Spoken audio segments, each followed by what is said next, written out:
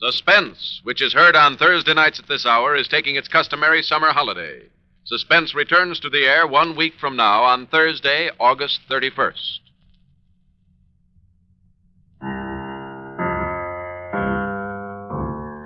Ladies and gentlemen, a $5,000 reward will be offered on the program immediately following this announcement.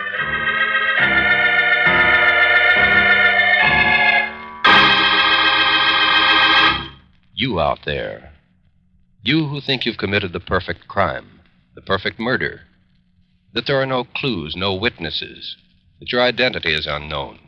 Listen. Somebody knows. Yes, you, wherever you may be, no matter where you're hiding. Somewhere, sometime, someone listening to this program is going to bring you to justice. Yes? Somebody knows.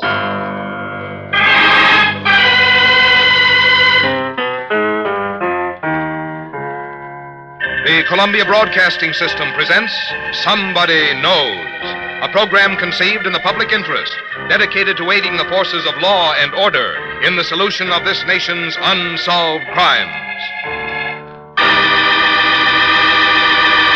Ladies and gentlemen, we're going to recreate for you tonight all the known facts in an actual unsolved murder. Somewhere, someone among you's had contact with a killer or killers. Someone whose identity need never be known has seen evidence or possesses information that can lead to the solution of this crime.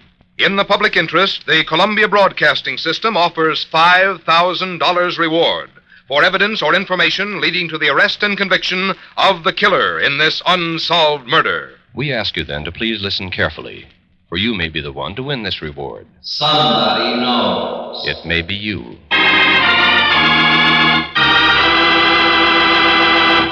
And now we open the files on one of this nation's unsolved murders. It's homicide file number DR 295771, the Los Angeles, California Police Department. The unsolved murder of Elizabeth Short, the Black Dahlia.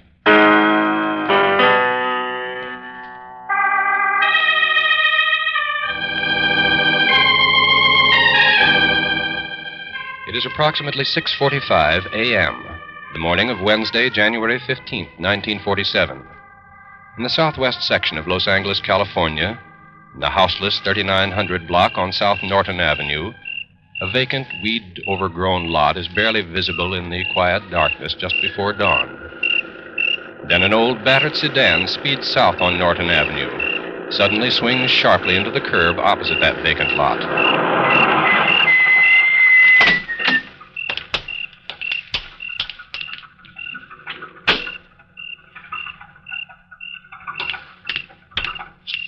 The car remains at that location for approximately 3 minutes. During that time, the driver makes 2 hasty trips across the paved sidewalk between the car and the vacant lot. Then, when the task is completed, the driver re-enters the car and speeds away.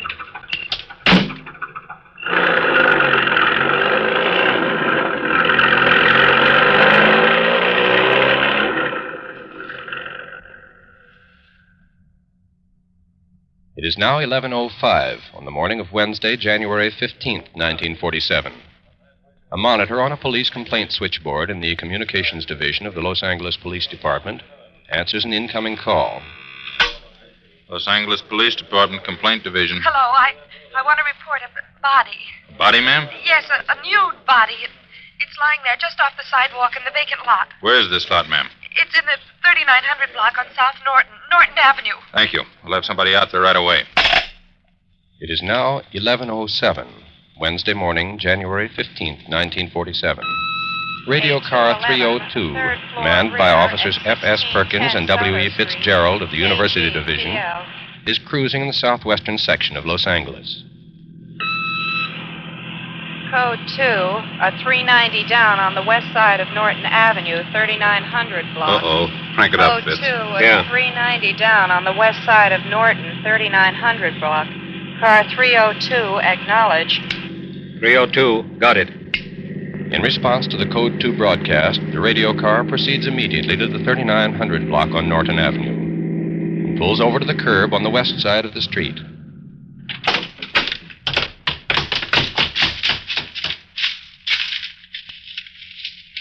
Good Lord. Yeah. Yeah. The nude body of a young woman is lying face up in the weeds, a few inches from the sidewalk. Her face and forehead have been brutally slashed and beaten, the body itself horribly mutilated. It has been cut completely in two. Better notify university detectives. Homicide's going to have a job on his hands.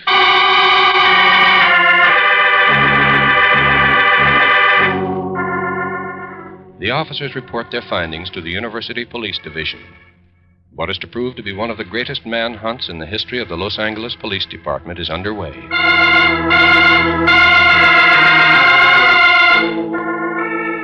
Early efforts to identify the victim of the murder prove unsuccessful. And at 7:25 o'clock on the night of January 15th, 1947, an all-points broadcast is put out. Attention all police officers, all cars and divisions. Wanted identification of this person found murdered this a.m. Description follows. Female, American, young, height 5'6", weight 118 pounds. All fingernails bitten to quick. Black hair recently henned. Eyes grayish-green. Small nose up-tipped slightly. High forehead and hairline. No earlobe.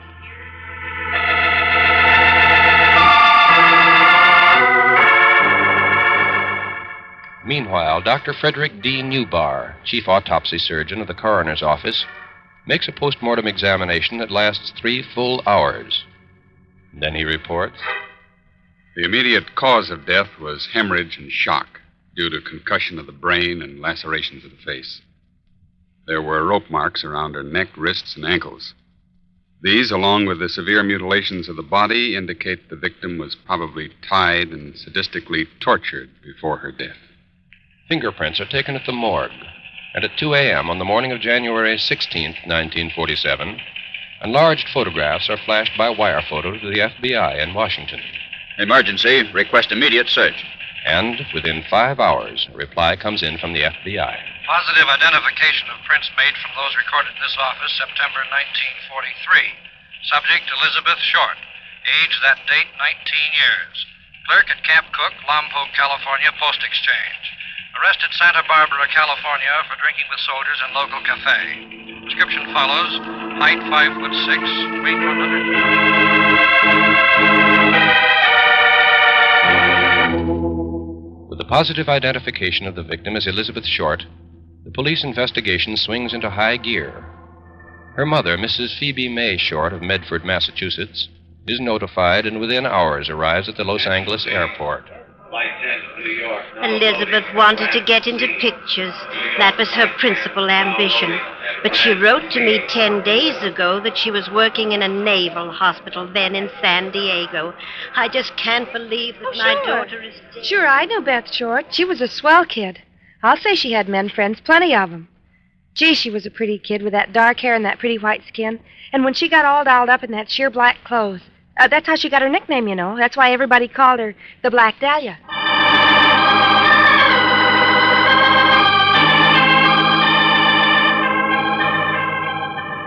The police now turn to San Diego in an attempt to determine the events that led to the killing of Elizabeth Short, the Black Dahlia. At her last known address in San Diego, information is obtained that promises to lead to a major break in the case. Well, I haven't seen Beth for a week or so. I understood she was going back to Hollywood. Some man was going to drive her back. She called him Red. I think he used to be a Marine Corps flyer. Well, let's see. I think it was the night... Yes, the night of January 8th that she left to drive back with him.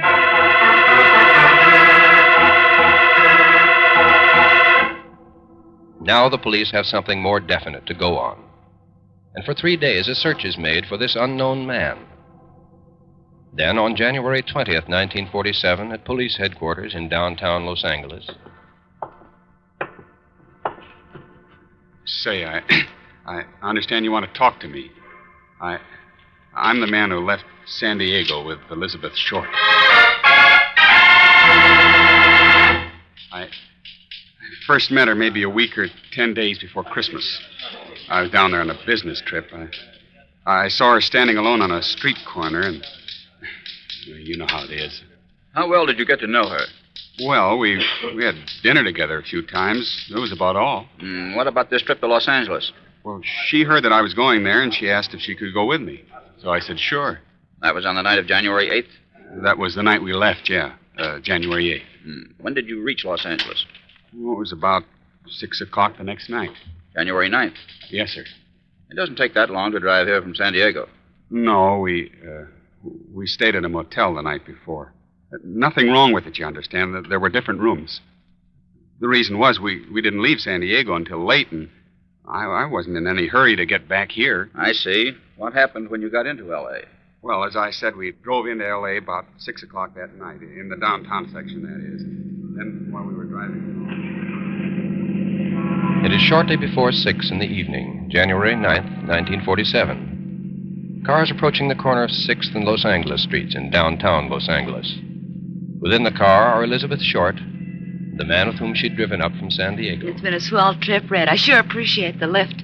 Forget it. It was a break for me having company on the way up. And as long as you had to come up anyway. Yeah, I'm going to meet my sister. Say, isn't that the Greyhound bus station up ahead?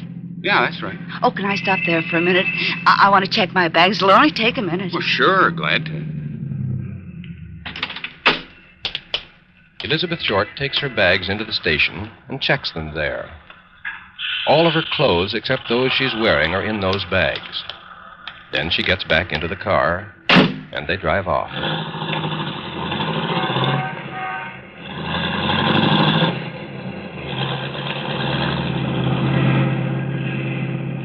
Several minutes later, the car pulls up in front of the Biltmore Hotel at 5th and Olive Streets. Well, here's the Biltmore, Beth. That's where you want to go, isn't it? Yeah, my sister should be in there now. Thanks again for everything. It was really swell. Coming back to town again soon? I expect to, one of these days. Well, be sure and give me a ring when you do. Try the hotel on Orange Drive. If I'm not there, they'll probably know where I am. So long. Goodbye, Beth. As the car drives away, Elizabeth Short stands there a moment alone, looking after it. Then she turns and walks into the lobby of the Biltmore Hotel.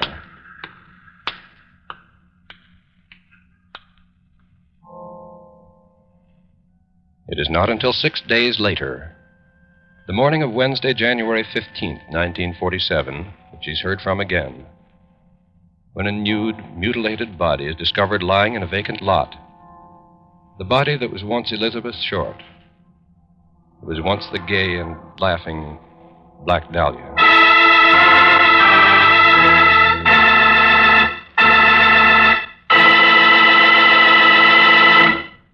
In just a moment, we'll continue with homicide file number DR295771 of the Los Angeles, California Police Department. The unsolved murder of Elizabeth Short, the Black Dahlia. The United States Armed Forces need volunteers today in every branch of the services. You have the chance to choose not only the branch, but the type of work which you feel will be of the most benefit to you in the years ahead. May we suggest that you go to your nearest recruiting office to see if you are eligible to volunteer and inquire about the many opportunities open to you.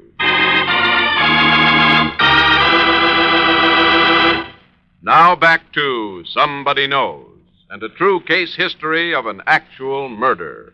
Now, ladies and gentlemen, we'll continue with the rest of the factual information concerning homicide file number DR295771, the records of the Los Angeles, California Police Department. The unsolved murder of Elizabeth Short, the Black Dahlia. Remember, $5,000 will be paid for information leading to the arrest and conviction of her killer.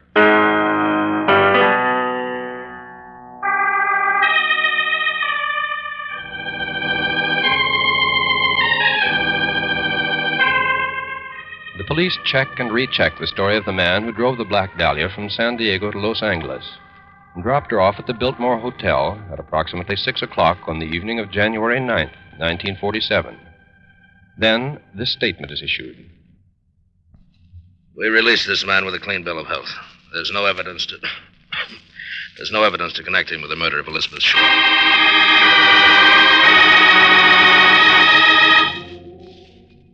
Then, on the morning of January 24th, 1947, Robert Hyman, manager of a cafe at 1136 South Crenshaw Boulevard, tells the police. It was early this morning. There was a trash can in front of the cafe, and I spotted a pair of shoes and a purse on top of the stuff there. The purse was large, made of some black plastic stuff, and the shoes looked like black suede. They were stuffed in the purse with the heels sticking out. Very high heels, you know. I didn't think anything of it at the time. And then it hit me. Maybe they were a clue to the Black Dahlia killing. Found her only about 20 blocks away, so I went back outside. City trash collector had already picked up all the stuff.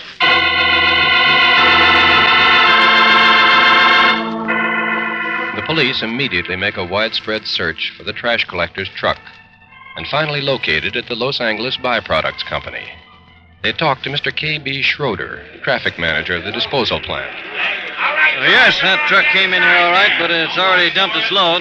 Where was it dumped? Why, onto that big pile of refuse over there. Trucks have been dumping stuff on it all week. You still have to go through it. Find that purse and the shoe. What? Oh, okay, sure thing. I'll stop the work and get all the men busy on it. We'll run the whole pile through a conveyor belt. May take a few hours, but the stuff will turn up if it's in there. For several hours, the conveyor belt carries the refuse from the giant dump pile past the waiting men. Then, finally... There they are. Stop the belt. I see them. There they are.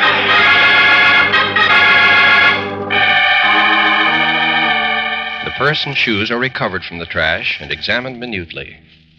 They answer the description of the purse and shoes worn by Elizabeth Short the night she walked alone into the Biltmore Hotel and disappeared. There are new heel tips on the shoes, and after a detailed, thorough search, the police finally locate the cobbler who had repaired them. Sure. I put on those heels. Maybe 3-4 weeks ago. I remember the girl who brought them in, all right. Sure, I remember. But, she's not the one in those pictures. Nah, she's not the Black Dahlia.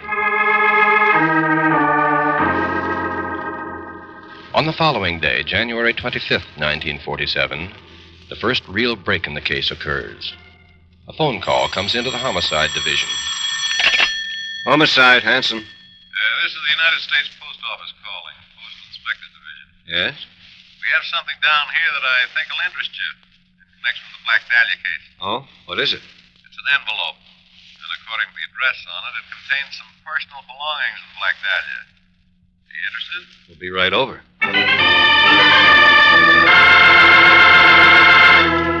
The envelope is examined in the postal inspector's office. It is addressed in letters clipped from newspaper accounts of the crime. The crude address reads, Los Angeles Examiner and other Los Angeles papers. Here is Dahlia's belongings. Letter to follow. The envelope is opened. Now here is Detective Sergeant Harry Hanson's statement as to its contents. The envelope contained a black address book, a birth certificate, some pictures, and calling cards. We're completely satisfied that the contents of that envelope are actually the belongings of the Black Dahlia. It is the black address book, however, that is of primary importance to the police. Though 125 pages have been torn out of it, it still contains the names of some 75 men. Contact with these men is begun immediately. Here are some typical results. Well, I will admit I did pick her up. That was last October. I just took her to a drive-in. Never saw her again. Well, I don't know anything about this. Oh, sure. I knew her. That is, I took her out twice. She phoned me a couple of times afterwards, asked for money, but I didn't see her again. I didn't know anything about this. That's right. I went out with her a number of times. Sure I did. But, you know how those things are. I haven't seen her for maybe 6 months now. You know how those things are. 2 days after the receipt of the envelope and the little black book, another piece of mail comes into police headquarters. On the outside, in addition to the address, is this puzzling inscription. Sorry, Greenwich Village, not Cotton Club. Homicide officers then open the envelope and examine the contents.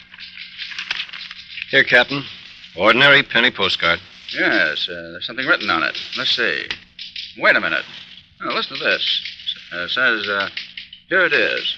Turning in Wednesday, January 29, 10 a.m. Had my fun at police. And it's signed Black Dahlia Avenger. The card is written in ink with a bold, crude hand. There are no fingerprints on it. Postal authorities say that the new message was mailed the night before in downtown Los Angeles. Captain Jack Donahoe immediately publishes an answer to it. To the killer of Elizabeth Short. If you want to surrender, as indicated by the postcard now in our hands, I will meet you at any public location at any time, or at the Homicide Detail Office in the City Hall. Communicate immediately by telephone or by mail. On January 29th, the police receive another message. It is contained in an envelope addressed in typewriting to Captain Donahoe. It states, "I have changed my mind about surrendering. I'm afraid I won't get a fair deal."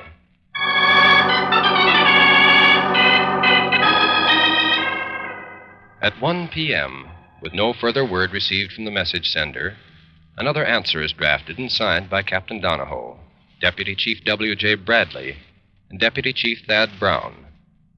It states in part, "To the slayer of Elizabeth Short. It is not within the power of any police officer or any police department to make terms, and the sentence upon conviction lies within the discretion of the courts. However, all police officers are well aware that there are two sides to every story, and we can only promise that you will receive fair treatment and a just trial." No further word is received from the self-identifying killer. Then, shortly afterward, another strange phenomenon occurs in the Black Dahlia case.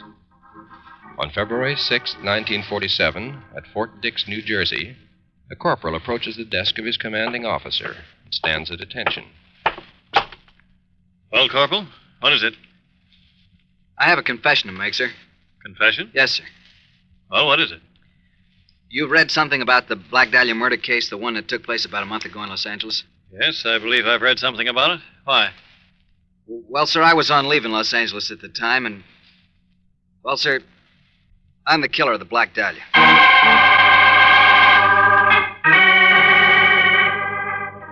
On February 8th, 2 days later, the corporal signs a 50-page statement, a confession to the murder of Elizabeth Short. In addition, he produces a pair of trousers on which bloodstains are found.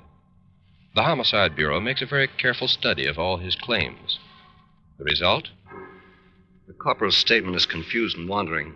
No details of the murder are included. The facts that have been given have been very carefully checked and a conclusion reached. It's our opinion that the corporal is not suspect in the murder of Elizabeth Short. In the able hands of Sergeant Ed Barrett, the Central Homicide Division files on the murder of Elizabeth Short continue to grow. Other confessions are received and found false, until a total of 23 persons have claimed to be the killer of the Black Dahlia, a total believed to be unprecedented in American police annals. New clues are examined, new suspects questioned. The investigation continues. And today, 3 years and 8 months after the discovery of the body of Elizabeth Short, the sentiment of the Homicide Division of the Los Angeles Police Department is still expressed in this way. It is our intention to keep the files open in the death of Elizabeth Short until we've obtained the arrest and conviction of her killer. We consider the investigation to be still very much alive, although at this time the identity of the murderer still remains unknown. Unknown? No. The killer of Elizabeth Short is not unknown.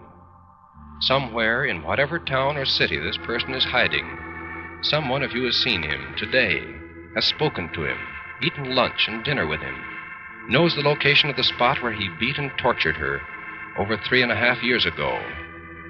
No, the cold-blooded killer who took the life of the Black Dahlia is not unknown. Somebody knows.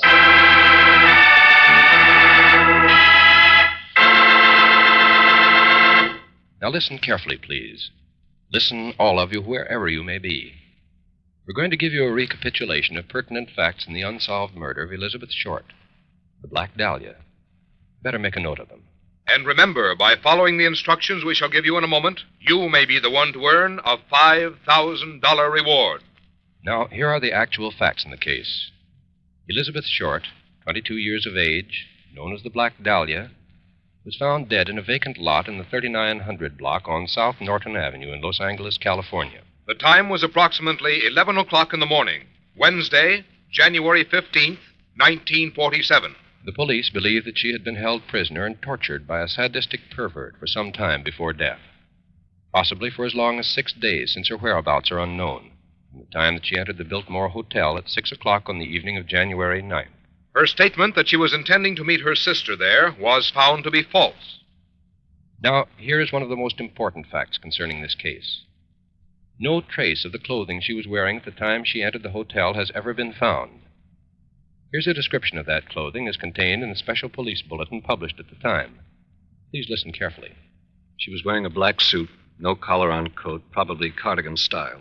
White fluffy blouse, black suede high-heeled shoes, nylon stockings, white gloves, and a full-length beige coat. She carried a black plastic handbag about 8 by 12 inches in size.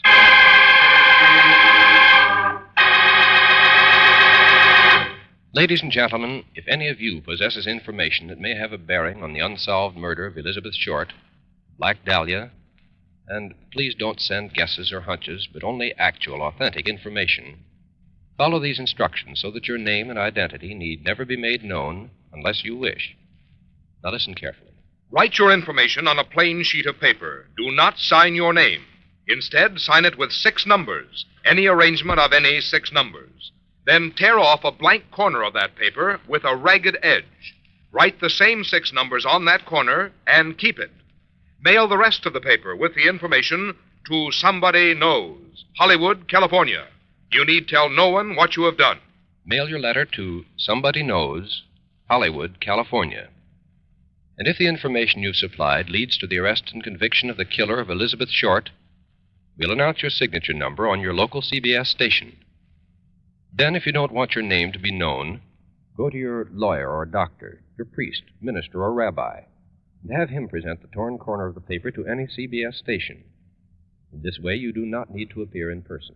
If the torn corner matches the original paper containing the information, the $5,000 reward will be yours. Remember, you out there, you who have murdered in cold blood and think you've gotten away with it, listen. You cannot escape. There is no perfect crime. Remember, you are not unknown. Somebody knows.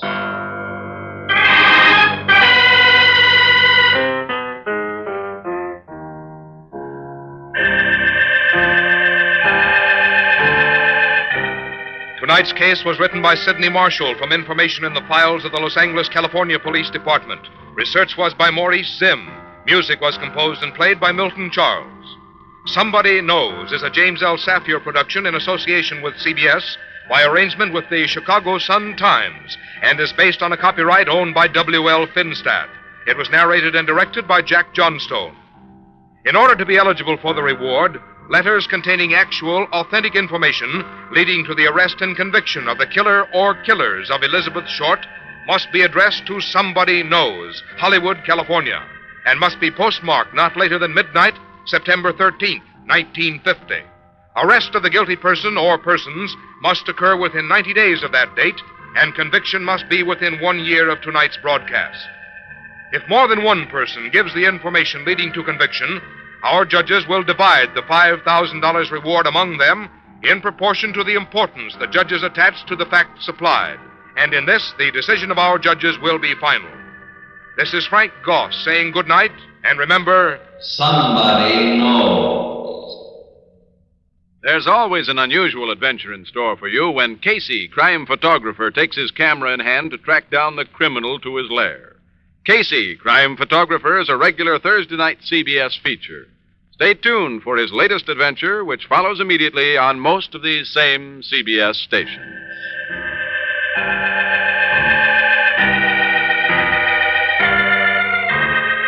This is CBS, where you find Arthur Godfrey's daytime program every Monday through Friday, the Columbia Broadcasting System.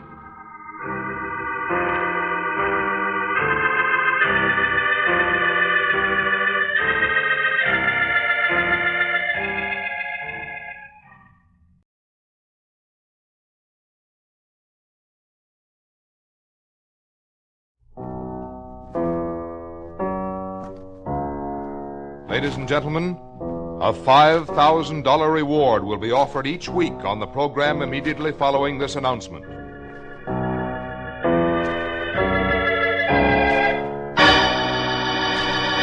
You out there, you who think you've committed the perfect crime, the perfect murder, and that there are no clues, no witnesses, that your identity is unknown.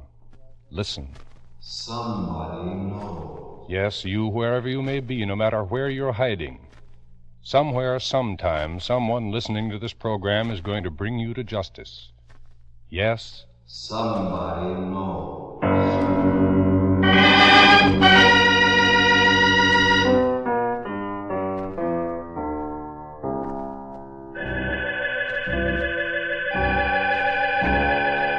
The Columbia Broadcasting System presents Somebody Knows, a program conceived in the public interest, dedicated to aiding the forces of law and order in the solution of this nation's unsolved crimes.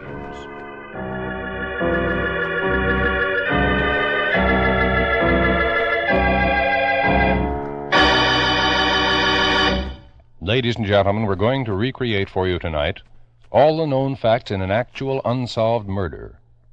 Somewhere, someone among you has had contact with the killer or killers. Someone whose identity need never be known has seen evidence or possesses information that can lead to the solution of this crime. In the public interest, the Columbia Broadcasting System offers a $5,000 reward for information leading to the arrest and conviction of the killer in this unsolved murder. We ask you then to please listen carefully, for you may be the one to win this reward. Somebody knows. It may be you.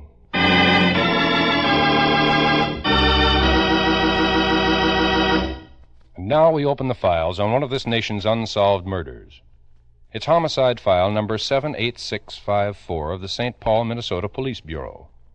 The unsolved murder of Mary Agnes Kabiska. $5,000 reward for information leading to the arrest and conviction of her killer.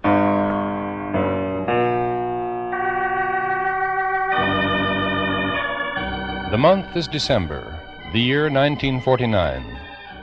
In a classroom on the campus of the University of Minnesota at Minneapolis, Dr. Stark R. Hathaway, professor of clinical psychology in the Department of Psychiatry and Neurology, is conducting a seminar with a graduate class. Listen carefully, please, because unknown to him at the time, this has a direct bearing on the case we're bringing to you tonight. Well, it seems to me, Dr. Hathaway, that you've led us into an even more interesting field. The discussion has covered a number of mental abnormalities and now turns to the subject of one specific type of insane or psychotic personality, one that presents an ever-present and terrifying threat to our society. What do you have in mind? Well, on the basis of the theories that we've analyzed so far, Dr. Hathaway, I'd say that psychotic personalities of this type tend to repeat their actions. It's more than a tendency. It's almost a certainty. Well, if that's true, then what of the so-called homicidal maniac, the psychopathic killer? Wouldn't he follow the same repetitive cycle, too? In certain cases, unquestionably.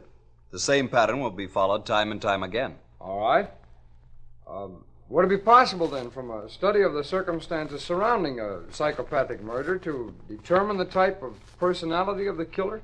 And then to determine whether such a crime would be repeated at a future date? It would be definitely possible. As a matter of fact, we have a case in point that occurred in St. Paul a little over a year ago. It involves the murder of a young girl by the name of Geraldine Mingo. I consider it a classic example of the type of criminal personality now under discussion. Let's examine the details and see if they can be helpful. The crime that Dr. Hathaway chose as an example took place on the stormy night of August 9th in the year 1948. As he described it to them, Geraldine Mingo, a small, slight girl of 17, was returning home late at night. Her destination was the residence at 1875 Pinehurst Avenue in St. Paul, where she was employed. It was around the hour of midnight that the Cleveland Avenue streetcar on which she was riding stopped at Pinehurst Avenue, and Geraldine Mingo got off. The dark, rain-swept street was deserted as she hurried along the 2 short blocks toward her home. Then, somewhere along the way, the street was no longer deserted. Other steps beside Geraldine sounded on the wet pavement of Pinehurst Avenue. And then... What do you want? I don't know what you're talking about. You must be crazy. Let go of me. No, stop that. Get away from me. Get away before I...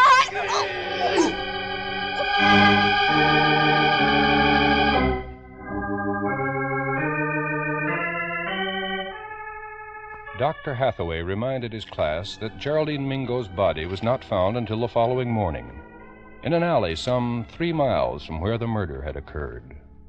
Her throat had been slashed viciously, and both wrists had been cut after death.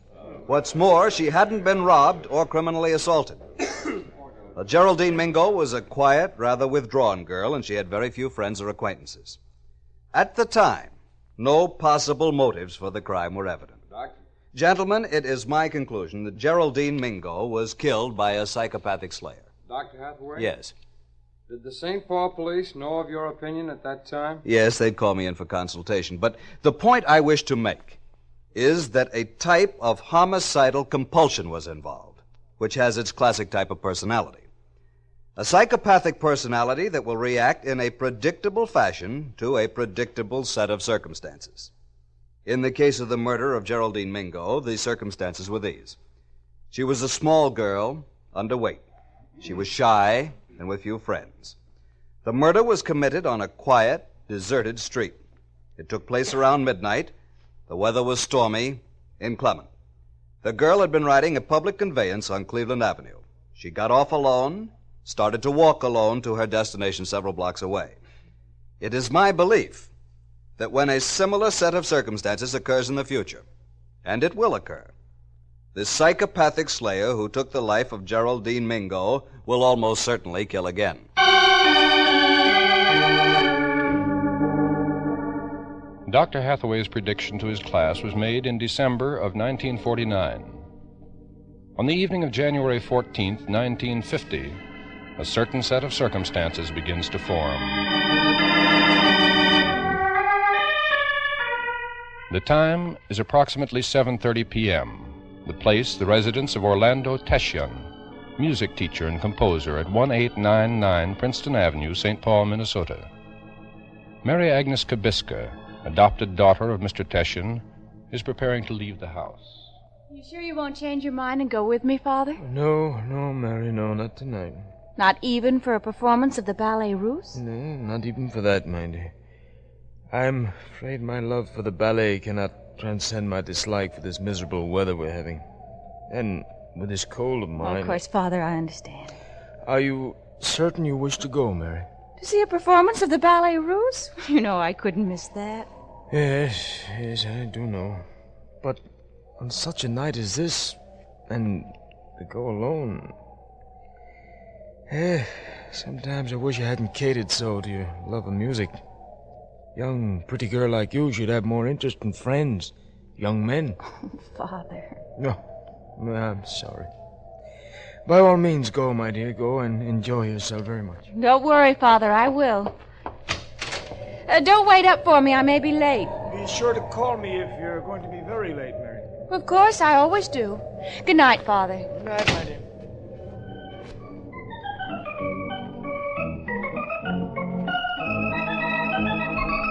The performance of the Ballet Russe is a brilliant one.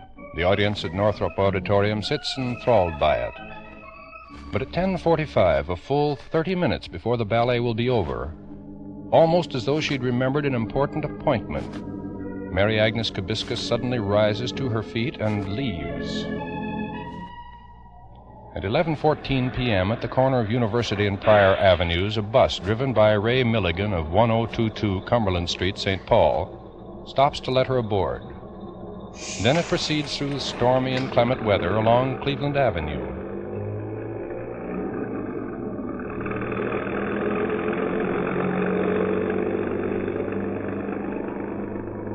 It is now 11:30 p.m., a half hour before midnight, and the bus stops at the intersection of Cleveland and Princeton Avenues.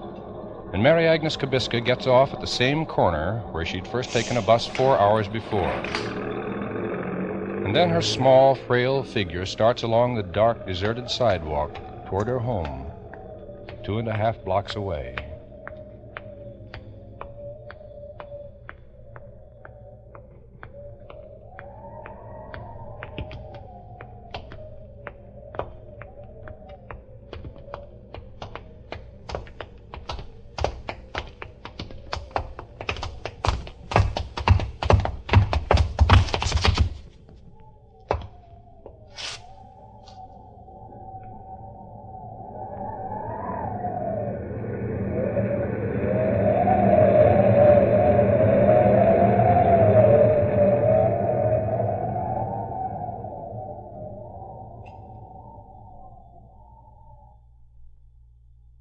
In just a moment, we'll continue with homicide file number 78654 of the St. Paul, Minnesota Police Bureau.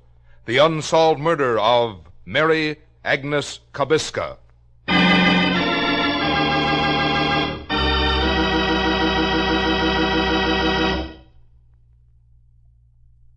And now, ladies and gentlemen, we'll continue with the rest of the factual information concerning the unsolved murder of Mary Agnes Kubiska. Remember, $5,000 reward will be paid for information leading to the arrest and conviction of her killer. And the name and identity of the person supplying that information need never be known.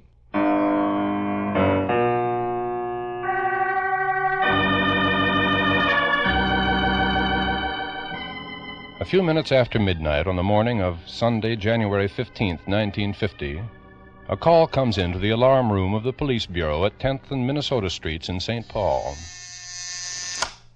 Police Bureau. Hello, Police Bureau. Yes? I want to report my daughter's missing. She left home early this evening. Should have been back some time ago. She could... Just a minute, please. I'll connect you with the dispatcher. The operator at the police bureau switchboard plugs in another line. A phone rings in the dispatcher's office in the next room. Dispatcher. I would like to report my daughter's missing. I'm very worried about her. I would like to... What is your name, sir? Teshin, Orlando Teshin. How do you spell that, please? T-E-S-C-H-I-O-N, Teshin. T-E-S-C-H-I-O-N. Yes, and your daughter's name? Mary Agnes Kubiska. She's my adopted daughter. She left home early this evening. How do you spell Kubiska, Mr. Tension? Kubiska, K-A-B-I-S-K-A. She left home early this evening. Should have been back at least half hour ago. I'm very worried about it. Kubiska, and your address? 1899 Princeton Avenue. 1899 She went to the performance of the Ballet Russe at Northrop Auditorium at the university. Should have returned home at least half hour ago. Something has happened to her. I'm sure of that. Well, if your daughter's only a half hour late, I wouldn't be too worried about it, Mr. Teshin. In weather like this, traffic's pretty slow. She'll probably be showing up any minute. No. You don't know Mary. If she's going to be late, she would have telephoned me. She always does. Something has happened to her. I know it. Something has happened. We have no report on anything here, Mr. Teshin. Why don't you call the Minneapolis police? If your daughter was over at the Northrop Auditorium and there was an accident or something, they'd have a record of it. You try Minneapolis. If your daughter hasn't come home in a couple of hours or so, you'd better call us again. We'll see what we can. At 2:30 a.m., Orlando Teshin calls the police bureau again. This is Orlando Teshin. My daughter Mary is still missing. The Minneapolis police don't know anything. I'm positive that Mary has fainted and is lying somewhere. She hasn't been well lately, and you must do something about it. You must. The dispatcher obtains a description of the missing girl and immediately checks all hospitals as well as the Minneapolis police. The calls reveal nothing. Then this Missing Persons Bureau report is broadcast to all cars. To all cars, a missing girl, Mary Kubiska, 28, weight 90 pounds, medium complexion, 5'1", reddish-brown hair, blue eyes, wearing a fur coat, white tasseled cap, yellow scarf, blue jacket, and green snowsuit. Left home to attend Ballet Russe at Northrop Hall, University of Minnesota. Has not returned. WPDS. At 3:02 a.m., a squad car is sent to the Teshin home to investigate the situation and check the neighborhood. At 3:55 a.m., the missing persons broadcast is repeated. Then at 8:33 a.m., the dispatcher's phone rings once more. Dispatcher. A girl. She's lying there in the snow. She's hurt. Where? In back of my place. Where? A girl. What's your address, sir? Address? 839 Tuscarora Avenue. I was shoveling snow. It piled up pretty deep in my back walk. The one near the alley. And I was... And your name? Name? Peter Thule. Peter J. Thule. T-H-U-L. Like I say, I was shoveling snow at the rear of my place near the alley. Then I came to this snowdrift, a big one it was, and right there, half... All right, Mr. Thule. Don't touch anything. Keep everyone away from the area. We'll have someone down there right away. Squad 311, Squad 325, Cruiser 566, to rear of 839 Tuscarora Avenue. Investigate an injured woman. Squad 311, going to rear of 839 Tuscarora. 325, 839 Tuscarora. Cruiser 566, 839 Tuscarora. 8:35 a.m., WPDS.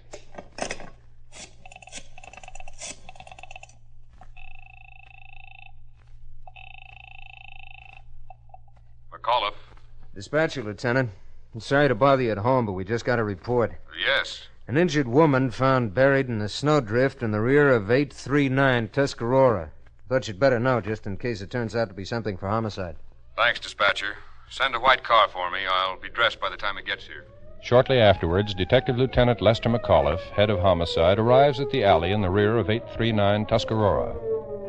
The scene has already become a beehive of activity. Patrolman Trousseau has checked the body of the girl in the snowdrift and reported to the dispatcher that she is apparently dead. Lieutenant McAuliffe turns to Dr. Roy C. Heron, deputy county coroner and medical examiner. Yeah, Lieutenant, it's official. She's dead, all right. Thanks, Heron. Have you seen Dr. Dalton from the crime lab? Right here, Lieutenant. Oh, good. We've taken photographs of everything we could find here at the scene. Everything we can lay our hands on is being checked for any possible clues. Then Lieutenant McAuliffe contacts the dispatcher on the radio of Cruiser 566. Hello, dispatcher. This is Lieutenant McAuliffe. May we have your missing persons list for the night? Lieutenant McAuliffe, only one person reported missing during the night. A girl. Name, Mary Kabiska, 28. Weight, 90 pounds. Medium complexion, 5'1", reddish-brown hair. That's the girl, all right. Who reported her missing? A man named Orlando Teschen, her foster father, at 1899 Princeton Avenue. Send a car to pick him up and take him to the morgue for official identification. The body will be there by the time he arrives. And you better notify Chief Tierney. He's going to be very interested in the coroner's report on the killing of Mary Kabiska. The post-mortem examination is made by Deputy Coroner Heron. Upon its completion, Lieutenant McAuliffe takes the report to the office of Chief of Police Charles J. Tierney. A number of jagged cuts begin at right side of neck and become deeper as they approach the left. 3 stab wounds penetrate the neck and emerge on the left side below the angle of the jaw. The trachea was severed across. There's a deep cut on the right wrist. No evidence of criminal assault. Well, Chief, does that sound familiar? It certainly does. Yes, Chief? Get hold of Dr. Stark R. Hathaway, University of Minnesota. Contact is established with Dr. Hathaway, and he leaves immediately for the police bureau. Upon his arrival, he goes at once to Chief Tierney's office. Doctor, you remember the killing of Geraldine Mingo? Quite well. Oh, of course. You told us that the Mingo killing had struck you as a repetitive type of crime, one that a psychopathic killer would be bound to repeat. Do you still think so? I do. As a matter of fact, Chief Tierney, the Mingo case came up for discussion in one of my classes last month. I said at the time that St. Paul could expect the killer to strike again, perhaps very soon. And the more I consider the possibility, the more convinced I am that another such killing is imminent. Why do you ask? Here, look through this. A post-mortem report made this morning. Tell me what you think of it. Well, Doctor, what do you say? I'd say my predictions come true. With the full cooperation of the St. Paul Police Bureau, Dr. Hathaway immediately begins an exhaustive investigation of all the facts and circumstances surrounding the murder of Mary Agnes Kabiska. Meanwhile, Detective Lieutenant McAuliffe pursues a relentless examination and inquiry into every possible motive, every possible suspect or clue that might have even the remotest connection with her death. Relatives are questioned, neighborhood gossip investigated, telephone tips followed up. With a thoroughness typical of the St. Paul police, over 500 persons are interrogated. The results? Negative.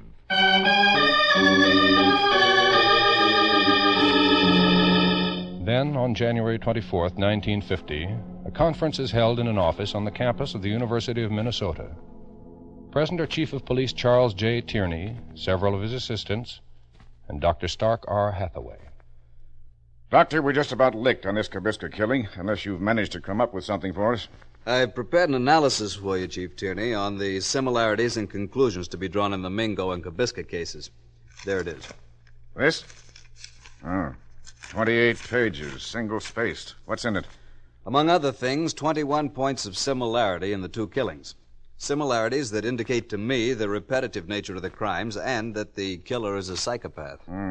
You're convinced of that, aren't you? I am. to such an extent that you'll find a description of the killer in that analysis. Description? Not a physical one. A personality analysis that I've been able to make after reviewing the facts in these two cases. I think it gives a pretty clear picture of the man you're after, but it doesn't add a very optimistic note. What do you mean, Doctor? It has led me to the inescapable conclusion that these crimes are not at an end. That the killer may already have become acquainted with his next victim. Oh? That the next victim will again be a waif of a girl. And that she will be stabbed in the neck and her body left in some significant locality, probably an alley. It is impossible to predict what the time interval may be between the killing of Mary Agnes Kabiska and the next victim. But one thing is certain. If he is not caught, this killer may repeat his crimes again and again and again.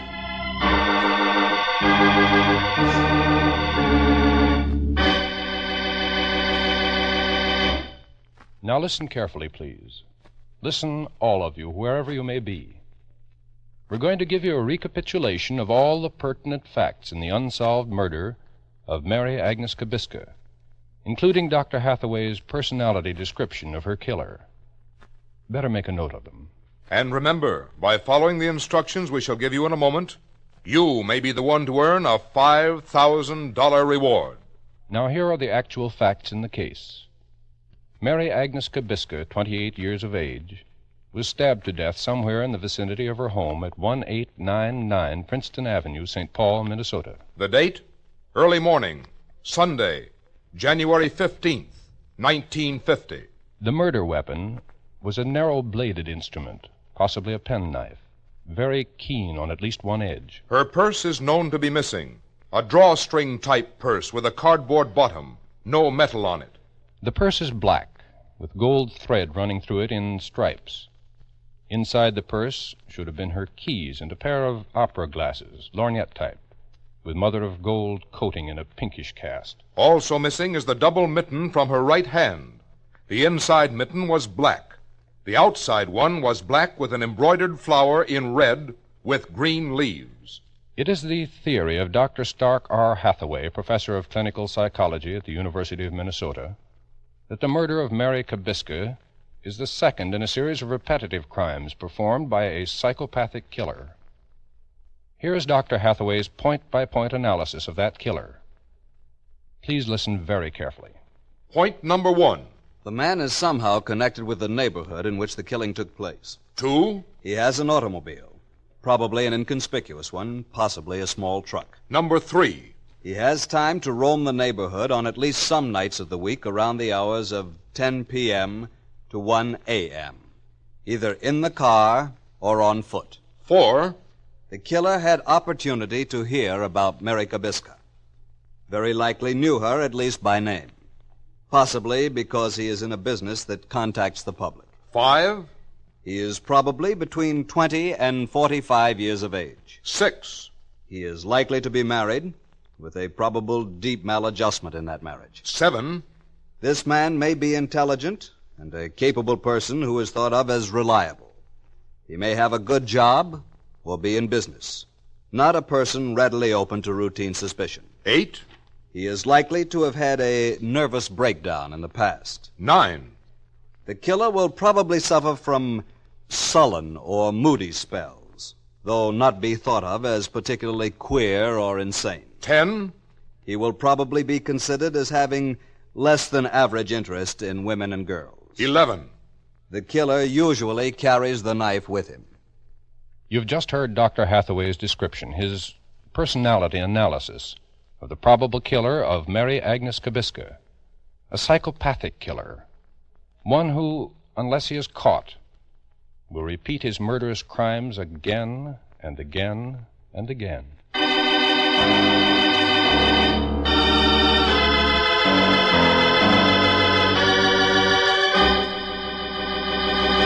Ladies and gentlemen, if any of you possesses information that may have bearing on the unsolved murder of Mary Agnes Kabiska, follow these instructions so that your name and identity need never be made known unless you wish. Now listen carefully. Write your information on a plain sheet of paper. Do not sign your name. Instead, sign it with 6 numbers, any arrangement of any 6 numbers. Then tear off a blank corner of that paper with a ragged edge. Write the same 6 numbers on that corner and keep it. Mail the rest of the paper with the information to Somebody Knows. Hollywood 28, California. Tell nobody what you have done, and your name will not be revealed by us to anyone, nor will you have to appear in person.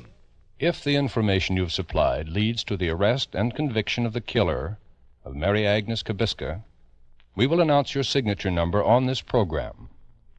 Then, if you don't want your name to be known, go to your lawyer, doctor, priest, minister, or rabbi, and have him present the torn corner of the paper to any CBS station. In this way, you will not have to appear in person. If the torn corner matches the original paper containing the information, the $5,000 reward will be yours. Remember, you, wherever you are, you whose name need never be known, you may earn a reward of $5,000.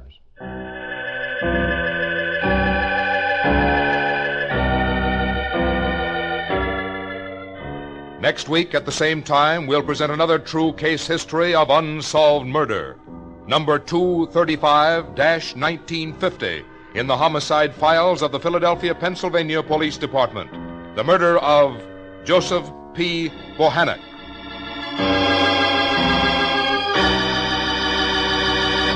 Remember, you out there, you who have murdered in cold blood and think you've gotten away with it, listen. You cannot escape.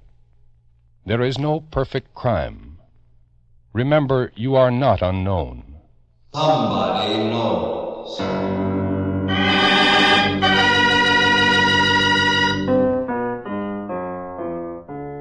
Tonight's case was written by Sidney Marshall from information in the files of the St. Paul, Minnesota Police Bureau.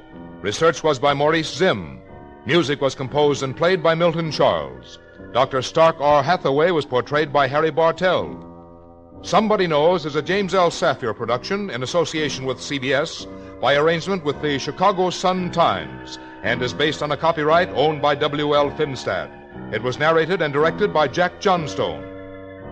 In order to be eligible for the reward, letters containing information leading to the arrest and conviction of the killer or killers of Mary Agnes Kabiska must be postmarked not later than midnight, August 2nd, 1950.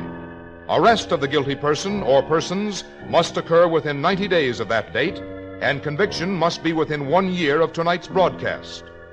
If more than one person gives the information leading to conviction, our judges will divide the $5,000 reward among them in proportion to the importance the judges attach to the facts supplied.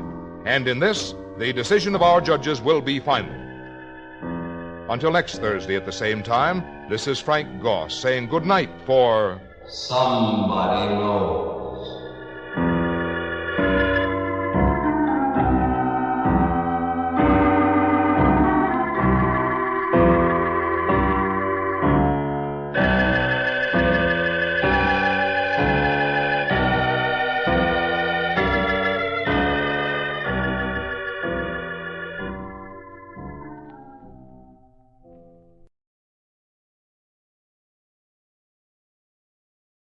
Suspense, which is heard on Thursday nights at this hour, is taking its customary summer holiday. Suspense returns to the air 2 weeks from now on Thursday, August 31st.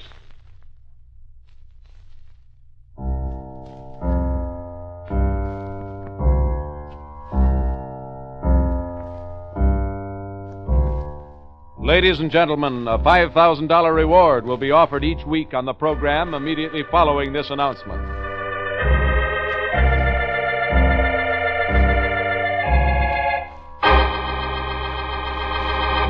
You out there, you who think you've committed the perfect crime, the perfect murder, and that there are no clues, no witnesses, that your identity is unknown. Listen. Somebody knows. Yes, you, wherever you may be, no matter where you're hiding.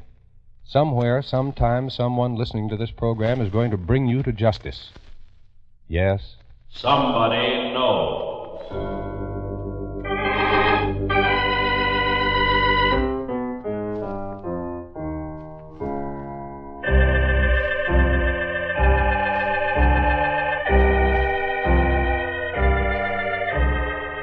Columbia Broadcasting System presents Somebody Knows, a program conceived in the public interest, dedicated to aiding the forces of law and order in the solution of this nation's unsolved crimes.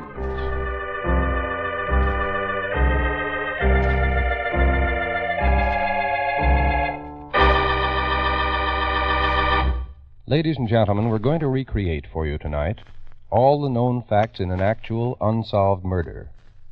Somewhere, someone among you has had contact with the killer, or killers. Someone whose identity need never be known has seen evidence or possesses information that can lead to the solution of this crime.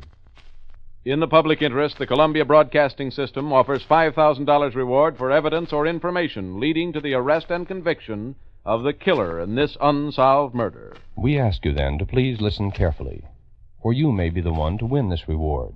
Somebody knows. It may be you.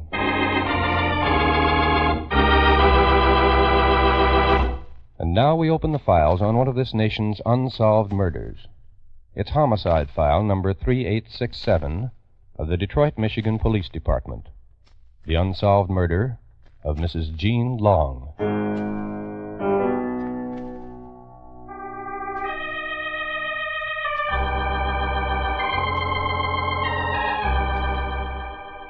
The Lord is my shepherd, I shall not want. He maketh me to lie The time down is 8 in green p.m., pastures. Thursday, May 25th, 1944. In the chapel of the Roy Rex Road Funeral Home, 2721 West Grand Boulevard, Detroit, Michigan, where a silver gray coffin lies banked with flowers, the Reverend Newell C. Leesimer, pastor of the 12th Street Evangelical Church, is officiating at memorial services for Mrs. Jean Long. Goodness and mercy shall follow me all the days of my life, and I will dwell in the house of the Lord forever.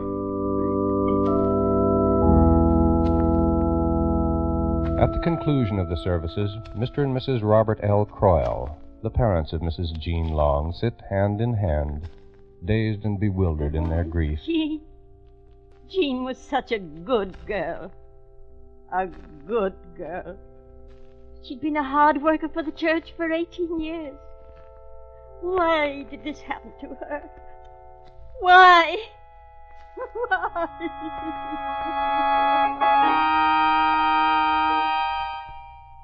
Let us see if it's possible to obtain an answer to Mrs. Croyle's question.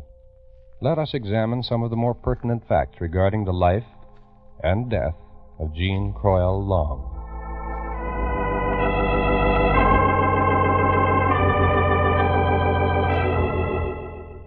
For 17 years, Jean Long lived a quiet, peaceful life in Detroit, working during the day, contributing in her spare time to the 12th Street Evangelical Church. The only rift in her peaceful life was the failure of her marriage to Kenneth Long. For on Sunday, September 26, 1943, she made a final entry in the diary she'd been keeping. This is the end of our marriage. He left home for good.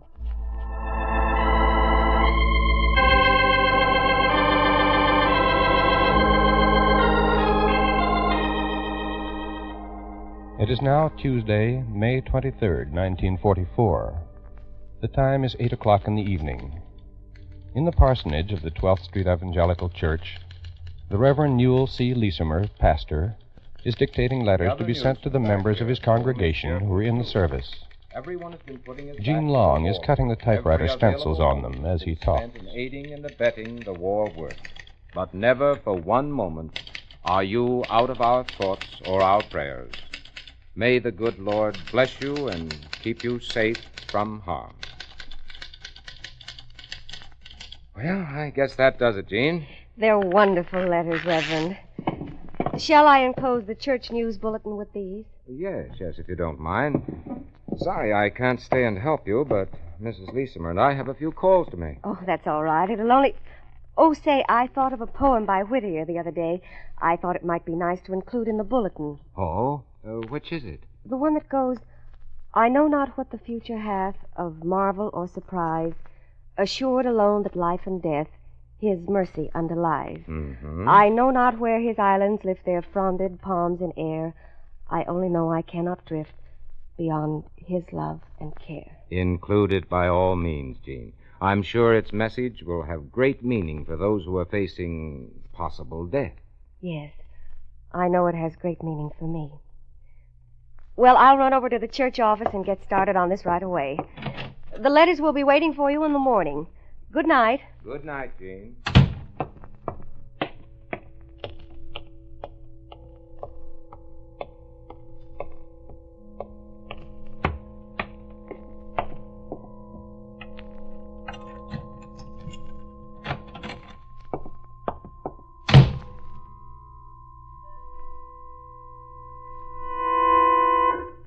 It is now approximately 8:55 p.m., Tuesday, May 23rd, 1944. Alex Simpson, a friend of Mrs. Jean Long, approaches the Davison Street door of the 12th Street Evangelical Church.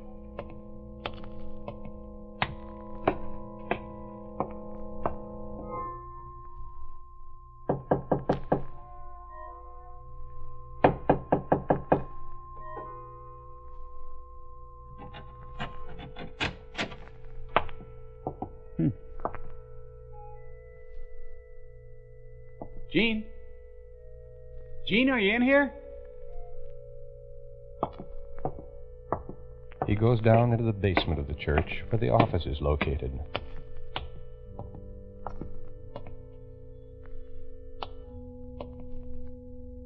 Jean? Are you down here, Jean?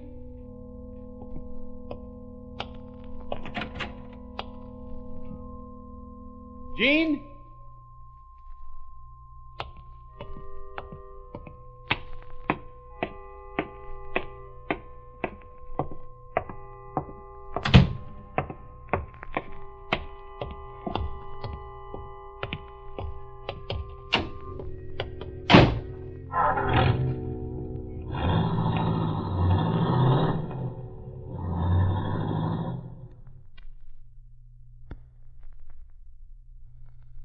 It is now 9:30 p.m. In the apartment of Mr. and Mrs. Robert Croyle on Oakman Boulevard, a telephone rings. Hello? Hello, is Jean home? Jean? Why, no. This is Alex Simpson, Mrs. Croyle. Oh, yes, Mr. Simpson. How are you? Fine, thanks. Say, I had a date with Jean for tonight, Mrs. Croyle. I was going to pick her up at the corner of 12th and Davidson at 9 o'clock, but she wasn't there when I drove by. Well, why don't you go into the church? I did, but she wasn't there either, so I called you up. I thought she might have come home. Why, no. She hasn't come home. Oh, I see. Well, I'm sure there's nothing to worry about. She probably forgot about our date and is on our way home now. Sorry I troubled you. Good night, Mrs. Croyle. Yes. Good night, Mr. Simpson.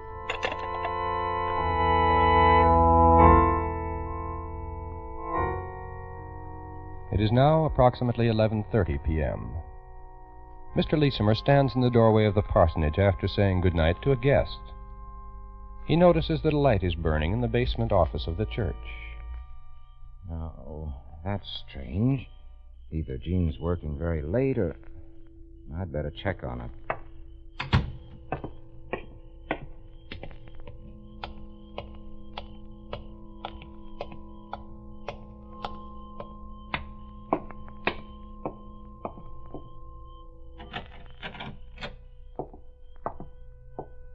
Jean? Jean, are you still here?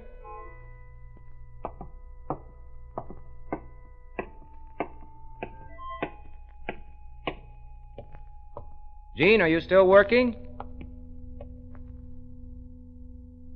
Jean? Oh, well. She must have just left and forgot to turn the lights out. Jean?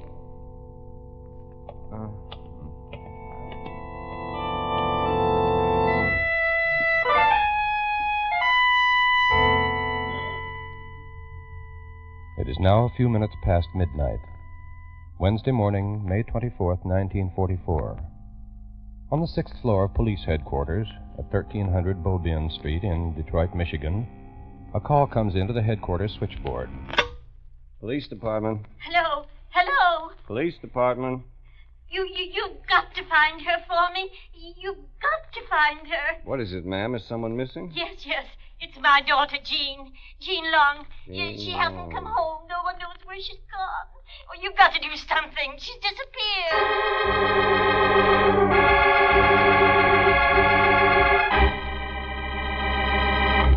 In just a moment, we'll continue with homicide file number 3867 of the Detroit, Michigan Police Department.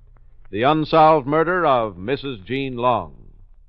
The United States Armed Forces need volunteers today in every branch of the services.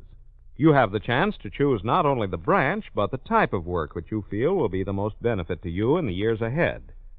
May we suggest that you go to your nearest recruiting office to see if you are eligible to volunteer and inquire about the many opportunities open to you.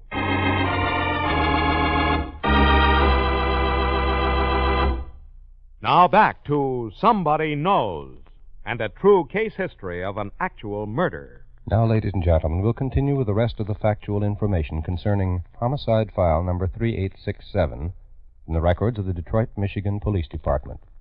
The unsolved murder of Mrs. Jean Long. Remember, $5,000 will be paid for information leading to the arrest and conviction of her killer.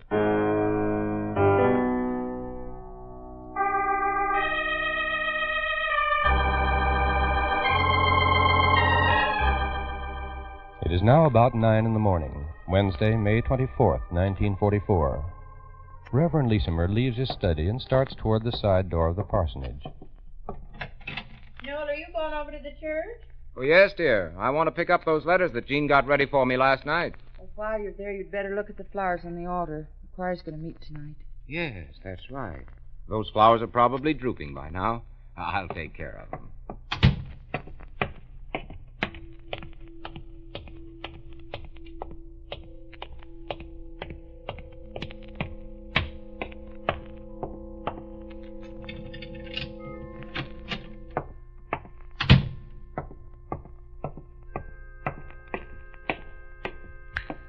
Flowers up at the altar.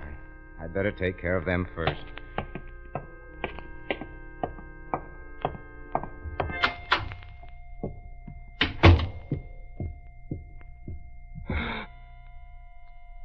No. Oh, no. Oh, no. Hello? Bill, this is Newell. Can you come over to the church right away? Church? Yes, something terrible has happened. Jean Long is dead.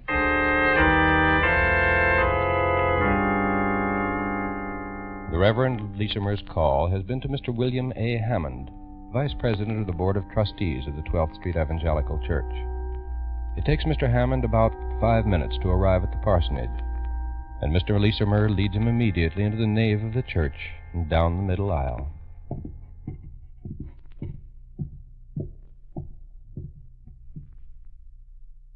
You're sure she's Jean Long? Those are her clothes, Bill. What's that paper covering her face?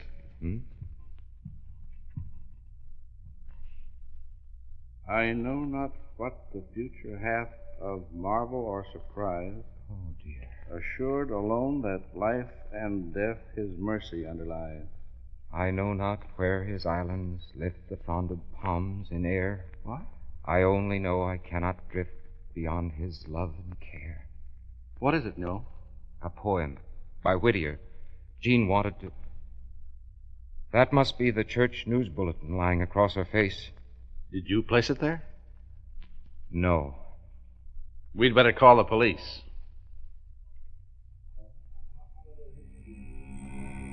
Police Department. My name is Newell C. Leesimer.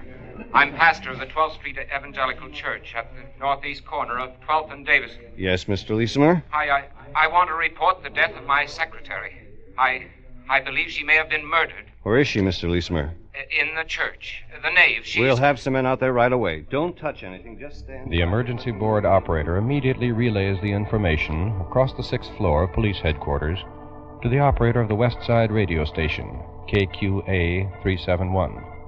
And the operator sets in motion the speedy, precise machinery of the Detroit police force. Within a few minutes, Chief of Detectives Paul H. Wenzel, Senior Inspector of Detectives Edward Graff, and Detective Inspector John Whitman, commanding the homicide squad, arrive at the scene. The The investigation into the death of Jean Long begins.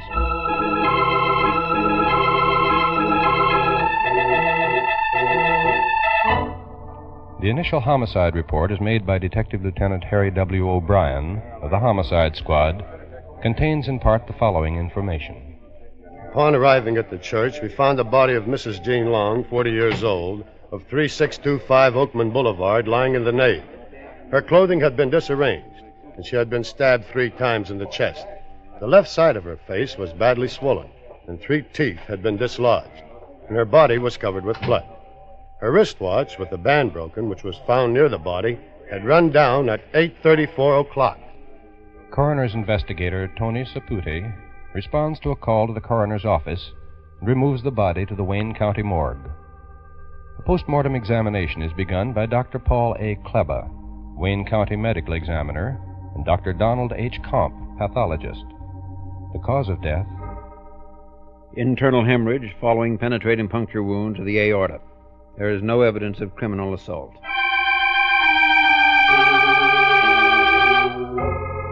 A search is conducted for the missing murder weapon. It is believed at first that the murder was committed with some sort of pocket knife. Then, in the small kitchen adjoining the basement office. Say, Inspector, mind taking a look at this? Here in this drawer. The lab men have finished the checking for prints, and I think we might check for a couple of more things. A paring knife. Yeah, it looks clean, all right. But it's got about a 4-inch blade. It's strong enough to make the wounds we saw. Okay, I'll have Lieutenant Payne check for blood reactions. Fine. A report from Detective Lieutenant James Payne, head of the Police Scientific Laboratory, states, We've obtained positive blood reactions on the paring knife. Blood reactions were also obtained in the kitchen sink and in the trap under the sink. There would seem to be little doubt that this was the weapon used in the killing of Jean Long.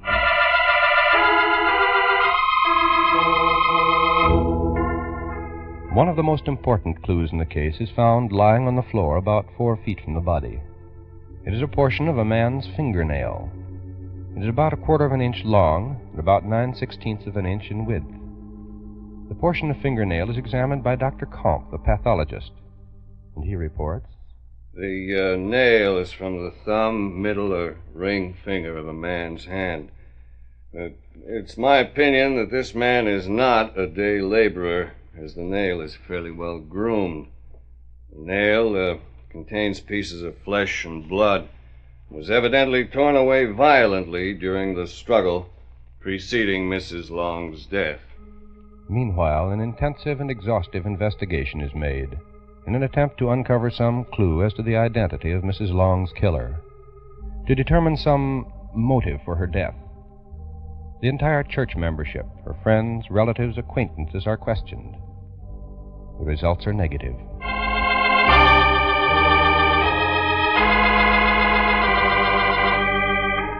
However, from the thorough examination made at the scene of the crime, a number of facts are determined.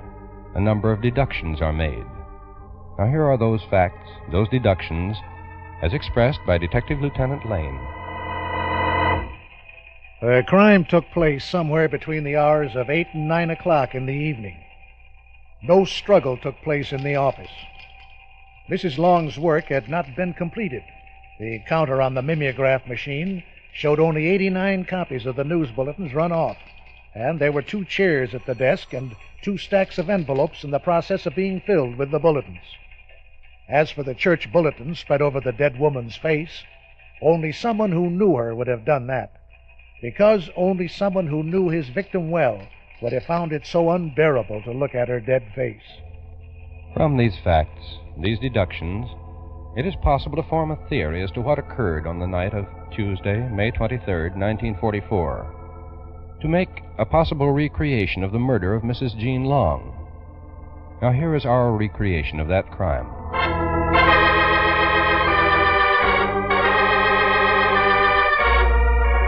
It is sometime after 8 o'clock on the evening of Tuesday, May 23rd, 1944. In the basement office of the 12th Street Evangelical Church, Jean Long is turning out copies of the church news bulletin on the mimeograph machine.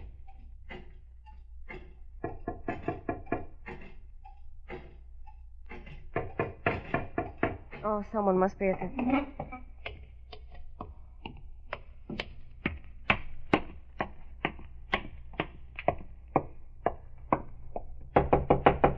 Who's there? Oh, it's you. Come in. You're just in time. I haven't finished my work yet. I'll do you a great big favor and let you help me with it. Jean Long and her visitor go down to the basement office where she's been working. Here, you can help me stuff these envelopes. Take that chair and I'll use this. Make yourself useful now. Well, be careful For some now, don't time, tear it. Jean Long and her visitor work at stuffing the envelopes with the prepared news bulletins. They laugh and talk for a while as they work. Then something happens. The visitor gets to his feet and walks out of the office into the adjoining kitchen. He opens the drawer containing the kitchen utensils, looks down at it for a moment. Then he removes the paring knife with a 4-inch blade. He starts to return to the office. You know we'll never get through here if you keep wandering around like... Now, what in the world are you going to do with that paring knife? No, you must be crazy. No! Terrified, Jean Long runs out of the office, her visitor following closely behind. At the top of the stairs, she tries to turn toward the outer door, but he moves in front of her. She turns and runs into the nave of the church. The visitor is right behind her now. She lunges for her, grasping the rear of her dress. No, don't. Don't.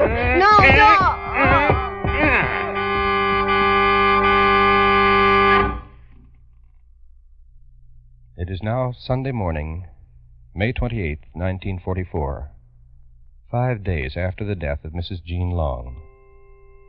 Services are being held in the 12th Street Evangelical Church. There's no surreptitious whispering. No eyes are turned toward the center aisle. The aisle down which Jean Long had walked 17 years before to the slow strains of the wedding march. The aisle where Jean Long's body was found. We come today with hearts and minds shocked by the events of the past week. Our minds are perplexed as to what would cause this tragic event to take place.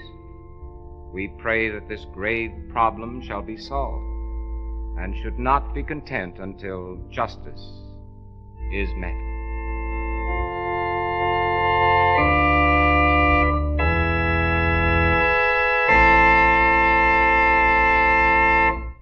Now listen carefully, please. Listen, all of you, wherever you may be. We're going to give you a recapitulation of pertinent facts in the unsolved murder of Jean Croyle Long. Better make a note of them. And remember, by following the instructions we shall give you in a moment, you may be the one to earn a $5,000 reward. Now, here are the actual facts in the case. Mrs. Jean Croyle Long, 40 years of age, was stabbed to death at the 12th Street Evangelical Church, 12th Street and Davison Avenue in Detroit, Michigan.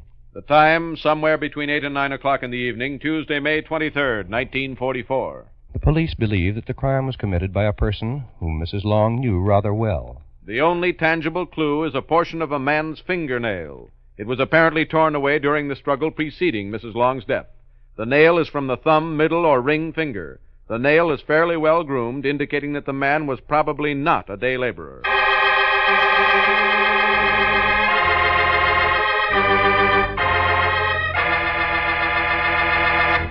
Ladies and gentlemen, if any of you possesses information that may have a bearing on the unsolved murder of Jean Croyle Long, and please don't send guesses or hunches, but only actual, authentic information, follow these instructions so that your name and identity need never be made known unless you wish.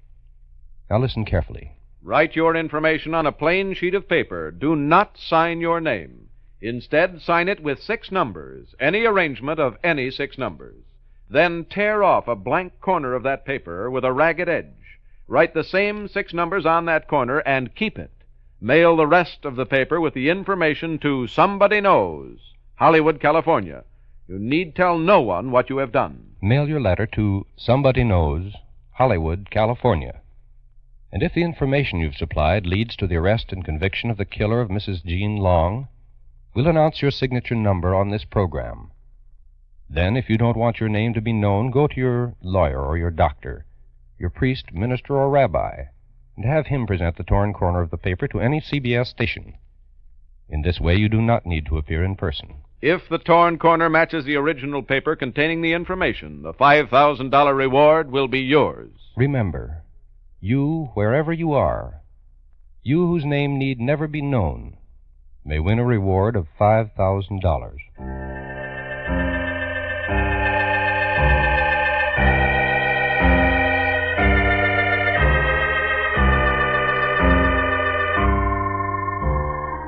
Next week at the same time, we'll present another true case history of unsolved murder. It's homicide file number DR 295771 from the records of the Los Angeles, California Police Department. The unsolved murder of Elizabeth Short, the Black Dahlia. You out there, you who have murdered in cold blood and think you've gotten away with it, listen. You cannot escape. There is no perfect crime. Remember, you are not unknown. Somebody knows.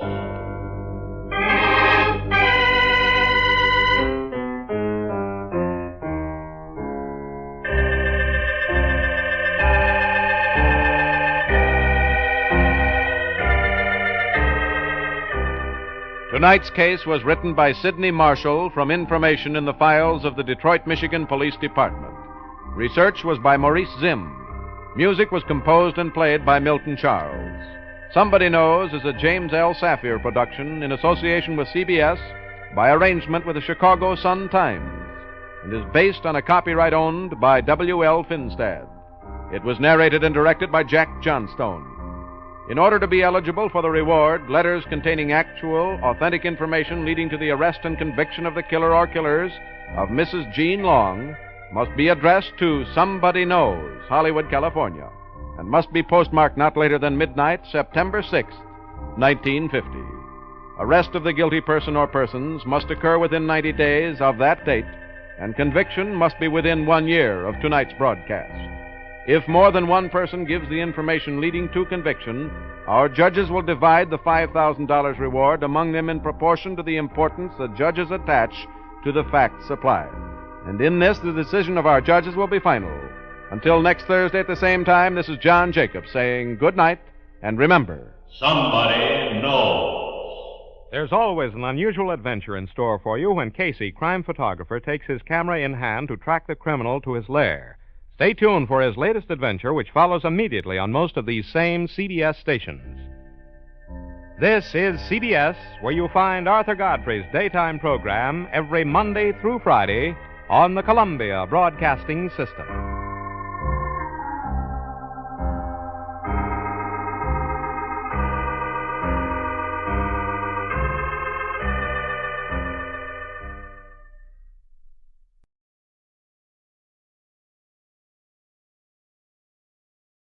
Suspense, which is heard on Thursday nights at this hour, is taking its customary summer holiday.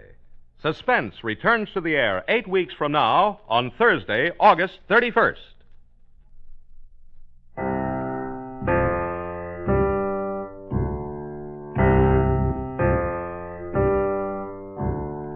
Ladies and gentlemen, a $5,000 reward will be offered each week on the program immediately following this announcement.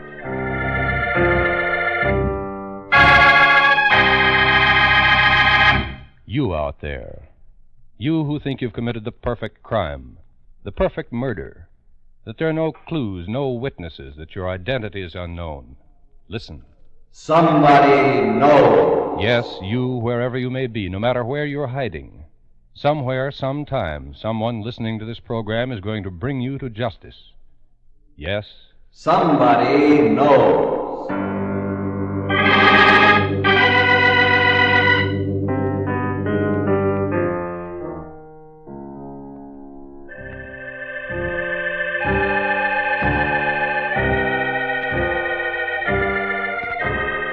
The Columbia Broadcasting System presents Somebody Knows, a program conceived in the public interest, dedicated to aiding the forces of law and order in the solution of this nation's unsolved crimes.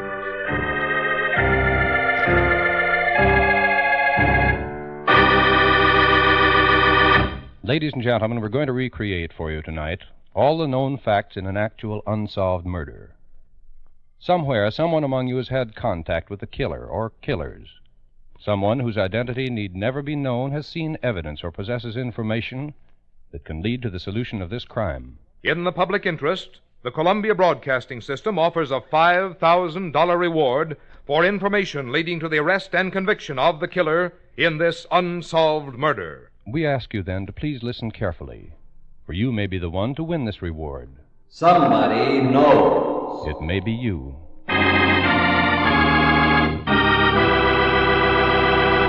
And now we open the files on one of this nation's unsolved murders.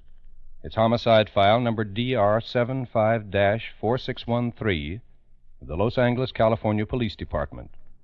The unsolved murder of Mrs. Gladys Kern.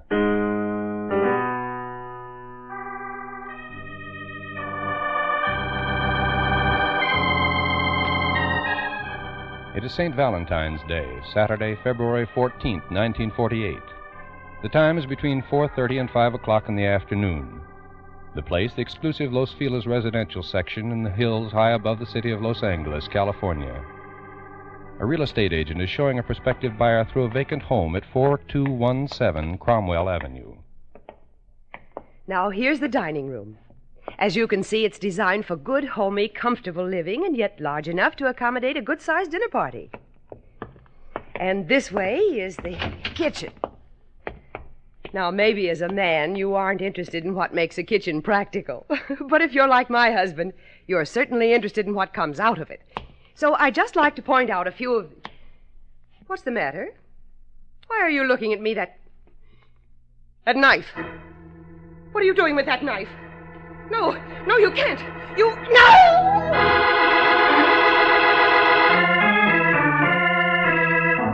On Sunday morning, February 15th, 1948, a red light winks on a switchboard in the Los Angeles Police Department. Missing Persons Bureau. Hello? Is this where you report a missing person? That's right, sir. Well, my name is Jack Kern. It's my mother. Well, ever since yesterday, we haven't any idea what happened to her. I see. What's your mother's name, Mr. Kern? Mrs. Gladys Kern. Mrs. Gladys Kern. Yes, sir. And the address? 6200 Roy Street in Highland Park. 6200 Roy Street, Highland Park. Now, if you give me a detailed description of her, the department will be glad. At about the same moment that Mrs. Gladys Kern is being reported missing, a sergeant enters an office in the homicide division. Say, here's something you might be interested in, Lieutenant. Oh? What is it, Sergeant? A note, anonymous. It was picked up in a mailbox at 5th and Olive. Looks like it might be something for homicide. Has the crime lab seen it? Just got through with it. He said bring it down here. All right. Let's see what it says. The note is written on a plain piece of paper folded over. On the outside, penciled in large, scrawling letters, are 3 words. Hurry to police. The body of the note, also printed in clumsy, penciled letters, is alliterately phrased, badly spelled, and unpunctuated. It says, I made acquaintance of man 3 weeks ago. He said he wanted to buy a home for his family, but he was a racketeer. No real estater would do business with him. He suggested I buy a home for him in my name, and then he would go with me to look at the property to make sure he liked it. They went into the house, and I waited outside. After a while, I went up to investigate. She was laying on the floor. I turned her over. I was covered with blood. I pulled a knife out of her, then I left and ran.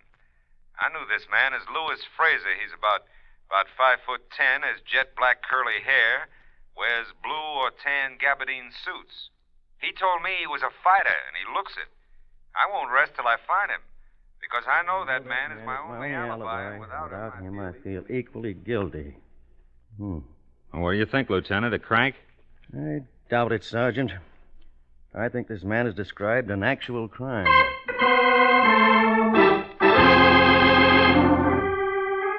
Monday morning, February 16th, 1948, Mr. Fred Lyon, a realtor with offices at 2144 Hillhurst Avenue, is showing homes to 2 women prospects, one of whom is Mrs. Verdi F. Cross, a trained nurse. One of the homes on his list is located at 4217 Cromwell Avenue in the Los Feliz Hills. At the moment, Mr. Lyon and the 2 women are looking over the grounds at the Cromwell Avenue address. And as you can see, ladies, the property's been well kept up. The owner spared no pains to maintain his home in keeping with the section. Personally, I feel that at $25,000, the property is very sound value. The two women and Mr. Lyon leave the grounds and enter the service porch. They walk slowly toward the kitchen door. Then, as they're about to enter the kitchen... What is it? What's the matter, dear? There, on the kitchen floor. Look through that open door. Good Lord. Wait a minute. Stay here. Mrs. Verdi F. Cross, the nurse, walks a few feet into the kitchen. She stands there a moment looking down, and then comes back to Mr. Lyon and the other woman. You needn't go any further. That woman is dead.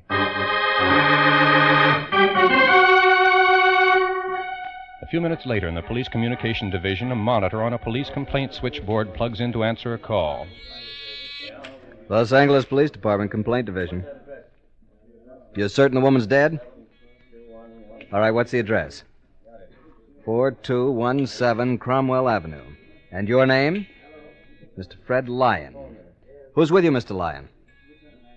Very well, sir. Go back to the house. Don't touch anything. You and the As two the women monitor wait until talks the to police Mr. car Lyon arrives. over the telephone, he plugs in the Homicide Division switchboard on the same line.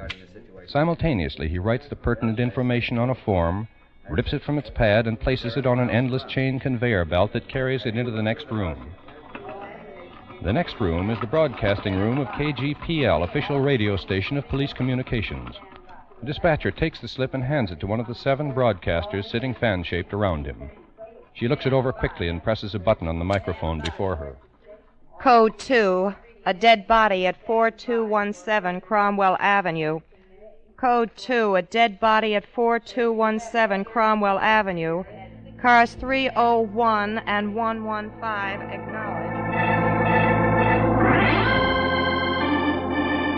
Within a matter of minutes after the flash is given, Detective A.W. Hubka arrives on the scene. His official report, as given to the Homicide Division and later at the coroner's inquest, contains in part the following information. In response to the Code 2 broadcast, I proceeded at once to the home at 4217 Cromwell Avenue. In the kitchen, I found the body of an attractively dressed woman lying face down on the floor. My examination satisfied me that she was dead. There was a deep wound in her back between the shoulder blades. Obviously, a knife wound. In the kitchen sink, I found a leather-handled hunting knife with a blade of about 6 inches in length.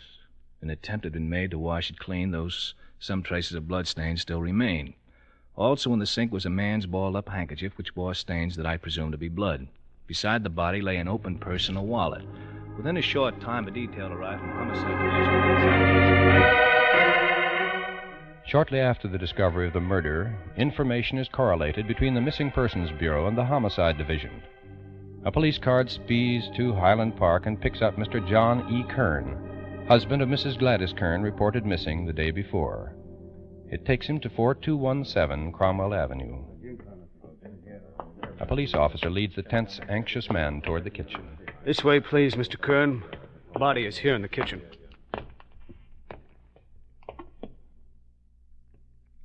Gladys.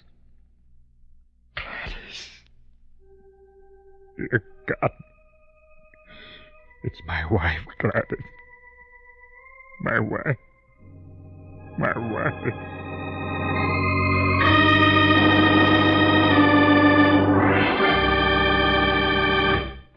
In just a moment, we'll continue with file number DR75-4613 of the Los Angeles, California Police Department. The unsolved murder of Mrs. Gladys Kern. CBS invites you to hear another adventure in the far corners of the world with yours truly, Johnny Dollar, later tonight. Starring Hollywood actor Edmund O'Brien, yours truly, Johnny Dollar, brings you the adventures of a top investigator for a large insurance company. Old hands who think they have a new twist and new hands who think they have a novel twist try to swindle Johnny Dollar's company, and Johnny has to keep one step ahead. For action, thrills, and adventure in the far places, listen to yours truly, Johnny Dollar, starring Edmund O'Brien, every Thursday on most of these same CBS stations. And now, ladies and gentlemen, we'll continue with the rest of the factual information concerning the unsolved murder of Mrs. Gladys Kern. Remember, $5,000 reward will be paid for information leading to the arrest and conviction of her killer.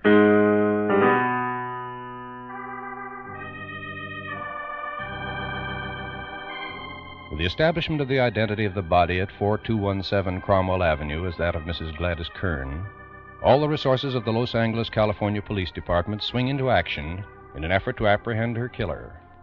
Detective Captain Bert Jones, Hollywood Division, is placed in charge of the investigation. The coroner's inquest is held at 1:30 p.m. Friday, February 21st, 1948. Deputy Coroner Edwin Lennox is presiding. The first witness to be called is Mr. John E. Kern, the dead woman's husband. Now, Mr. Kern, we'll try to make this as brief as possible for you. Would you tell us, please, if you know of anyone who could possibly have any reason for doing harm to your wife? Will you talk into that hand microphone, please, so that we can all hear you? Go right ahead, please. My wife had absolutely no enemies that I know of. There was no reason why anyone should want to kill her. I see. When was the last time you saw her, Mr. Kern? Last time I saw her alive was about 5:30 Saturday morning when I left for work. Would you please tell us, in your own words, all that you can remember of your wife's activities on that day? Well, Gladys was up before dawn to fix my breakfast. She always did. I see. She was a good wife. Go on, please. I left for work about 5:30, returned home about 4:30 that afternoon. Was your wife at home then, Mr. Kern? No, sir. But she'd left a note for me. It was to remind me that we were going to a wedding. While waiting for his wife to return that night, Mr. Kern took a little nap. It was some time later that the doorbell rang. Oh, the doorbell. It must be Gladys. Hi, Dad. Hello, Father. Hello, kids. Come in. We've come to take you to the wedding, Dad. Where's Mom? Guess she's not home yet, Peggy. Oh, that's too bad. We thought we'd all go together. Well, you know how your mother is, Jack. She's got a client on the string. I know. She's liable to come home at all hours. Look, you two kids run along. I'll wait for her, and we'll show up later. Still sweethearts, eh, Dad? Can't move one step without the other. Well, I guess that's okay, this being St. Valentine's Day, but don't be late. This is going to be a night for the Kerns to howl. Yes, sir. Now, Mr. Kern, what did you do after your children left? Well, I wasn't worried about Gladys, as I'd told the kids. She was very often kept late closing a deal, so I lay down again.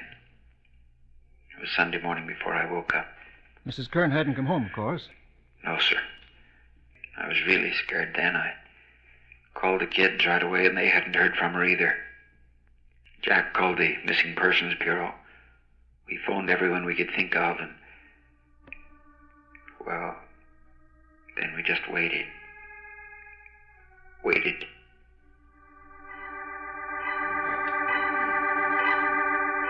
Meanwhile, the reports on preliminary investigation in the case are discouraging. Detective Captain Jones has only this information to offer. The murder weapon, the leather-handled K-bar hunting knife, is the type widely sold in war surplus stores. A check has been made of each such store in the city without any concrete results. We are also urging the anonymous letter writer through the radio and press to turn himself in, work with the police. No response has been forthcoming to date. Chemist Ray Pinker of the Police Crime Laboratory has this to report. Mrs. Kern's purse of a black plastic material would hold no fingerprints unless applied by wet or blood-covered fingers. We found none. Nor were there any prints in the wallet or the murder weapon. The anonymous note had passed through too many hands to provide us with anything of value.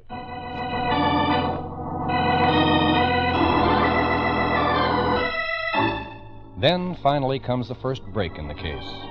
A witness is found who saw Mrs. Kern on that fateful Saturday in the company of a strange man. The witness, Mrs. Mary Johnson, manager of a drugstore at North Vermont and Fountain Avenues.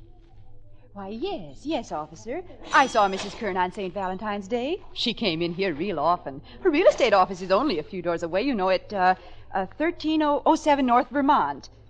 Well, it was about 2 o'clock in the afternoon, I'd say, that she came in. I was busy back here at the drug counter, so I didn't really pay much attention. But I did notice that there was a man with her. He was... What? Oh, no, I'd never seen him before. None of the others had either. They sat at the soda fountain and talked for a while, and, well, then they left. That was the last time I ever saw poor Mrs. Kern. The man? Well, as near as I can recall, he was of medium build. He wore a dark blue suit. Yes, I remember now. He had very dark hair. Yes, very dark hair. Blue suit, very dark hair. What was it that anonymous note had said? I know this man is Louis Fraser. He's about 5'10", has jet black curly hair. Wears a blue or tan gabardine suit. Then, 2 weeks later in Long Beach, California, just a few miles away, another event takes place that finds its way into the file on Mrs. Gladys Kern. In a real estate office at 4591 Banner Street, Mrs. Jacques Landis is sitting at her desk, checking property listings when the door opens. Hello there. Hi. You got any houses for sale? Should say we have. What kind of a house were you looking for? I'm not particular. Nobody else in the office? Not at the moment, no, but I have all the listings. If you could give me some idea of... Does this give you some idea, lady? That knife. What are you doing with that knife? If you just keep your mouth shut, I ain't gonna do nothing with it. If you don't, I'll... All right, now. Let me have that purse. Quick, now. Yes, of course. Here. Okay. Now you just sit there and keep that mouth shut. Yes. You better not do anything for 5 minutes. Or I'll come back and I'm gonna take care of it. So long. Thanks.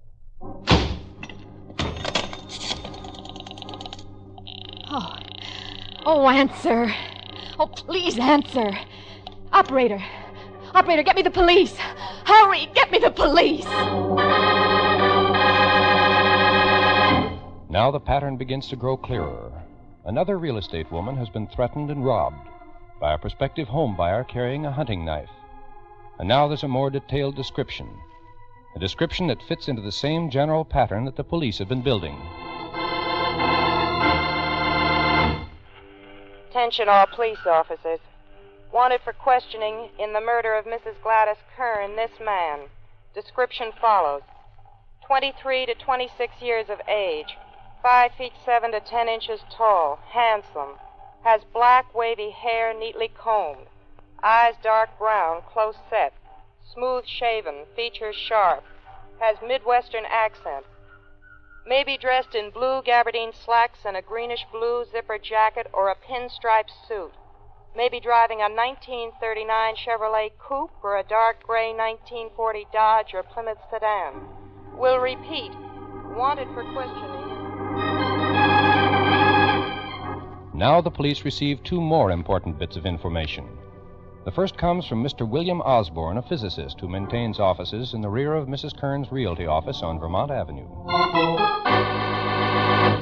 At about 4 o'clock the afternoon of Saturday, February 14th, I happened to notice Mrs. Kern go into a real estate office with a man.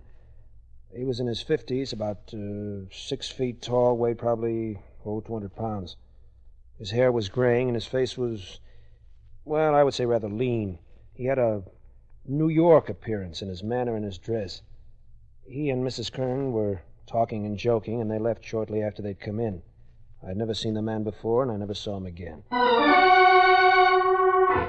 The second bit of information, undoubtedly one of the most important clues in the entire case, came from Mrs. Peggy Ann Phillips, young married daughter of Mrs. Kern. When I was graduated from school, my brother Jack gave me a diamond wristwatch as a present. A short time before St. Valentine's Day, my mother took her watch to a jeweler for repair, and I gave her mine to wear meanwhile. She was wearing my watch on the day on St. Valentine's Day. When the police found her, the watch was gone. Oh, excuse me, please. My baby's crying. He loved his grandmother. And I'm sure he knows he's never going to see her again.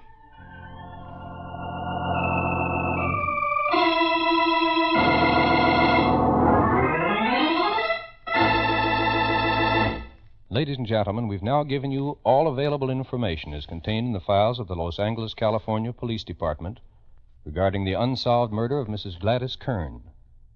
On the basis of that information, the coroner's jury said, We find the death of Mrs. Gladys Kern to be a homicide at the hands of person or persons unknown. Person or persons unknown? No. The killer of Mrs. Kern is not unknown. Somewhere in whatever town or city this man is hiding, some one of you has seen him today, has spoken to him, eaten lunch and dinner with him, driven in the same car that he used on the day of the murder. No, the cold-blooded killer who took Mrs. Kern's life is not a person who is unknown. Somebody knows.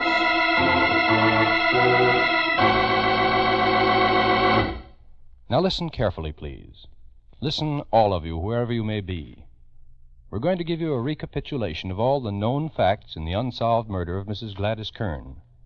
Better make a note of them. And remember, by following the instructions we shall give you in a moment, you may be the one to earn a $5,000 reward. Now here are the actual facts in the case.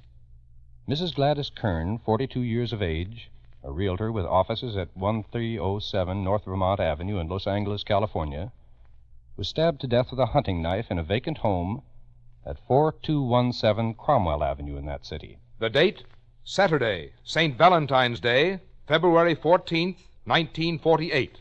The time, between 4:30 and 5 o'clock in the afternoon. The motive was obviously robbery. Only a few pennies were found in a rifled purse. And a diamond-studded wristwatch she'd been wearing was missing. The police have descriptions of two men whom they're seeking as suspects in this crime. Here's a description of the first man. His age between 23 and 26. 5 feet 7 to 10 inches tall, handsome, wavy black hair, neatly combed, eyes dark brown, close set, sharp features, smooth shaven, has a Midwestern accent. And please remember that this man seems to have a preference for blue or tan gabardine suits. Now here's the description of the second man seen with Mrs. Kern on the day of her death. Age in his 50s, about 6 feet tall, weight about 200 pounds, hair turning gray, face rather lean, has what is described as a New York appearance in his manner and dress. Now, the clue most likely to trap the man we're looking for is a diamond-studded wristwatch. Here's the description. Listen carefully, please. The watch is a Bulova. The case is yellow gold with a two-tone overlay of platinum. On each side there are 2 or 3 diamond chips. The hands are black, spade type. The figures, Arabic on a white dial. The face opening of the watch is slightly oblong. And most important of all, on the back of the watch is this inscription. Peggy Ann, 6-1944. Let me repeat that, please. On the back of the watch is inscribed the name Peggy Ann and the figures 6-1944.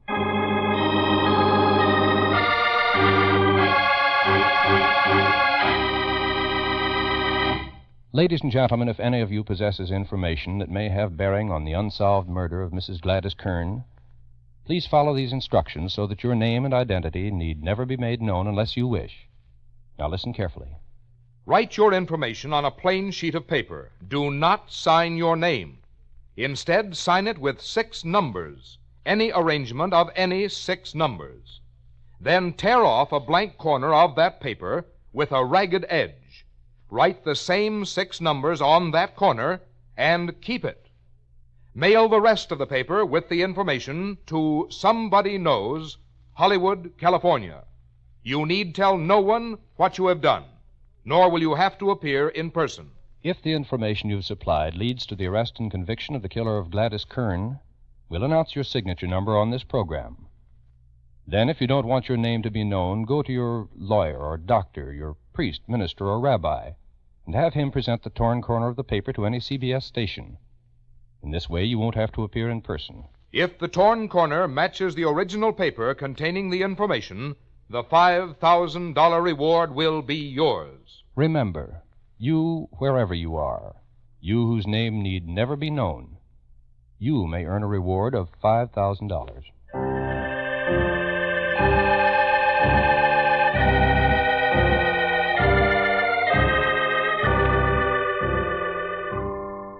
Next week, at the same time, we'll present another true case history of unsolved murder.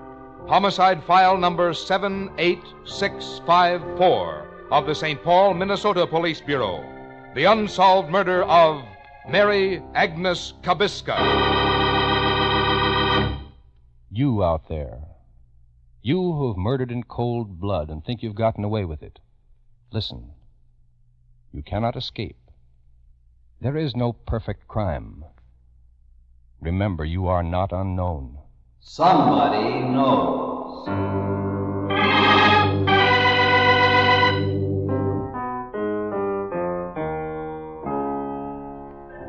Tonight's case was written by Sidney Marshall from information in the files of the Los Angeles, California Police Department. Research was by Maurice Zimm. Music was composed and played by Milton Charles. Somebody Knows is a James L. Safier production in association with CBS by arrangement with the Chicago Sun-Times and is based on a copyright owned by W.L. Finstad. It was narrated and directed by Jack Johnstone.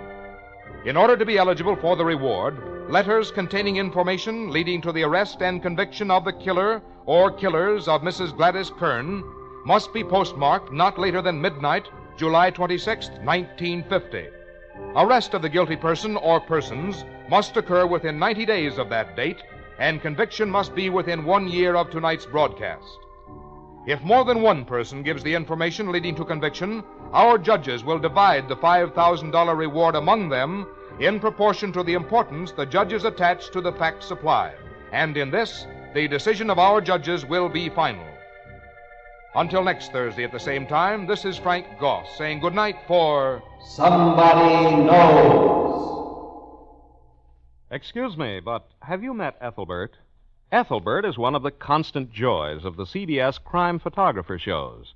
The others being the fast-paced action, the ingenious stories, and the trigger-quick thinking of Casey, the crime photographer himself. Stay tuned right now for Casey's latest adventure entitled Collision.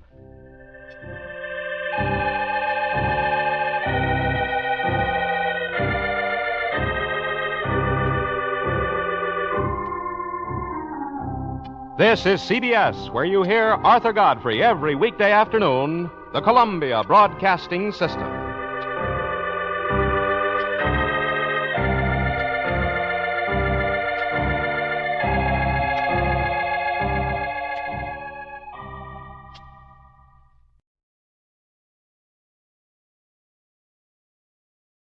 Suspense, which is heard on Thursday nights at this hour, is taking its customary summer holiday. Suspense returns to the air 5 weeks from now on Thursday, August 31st.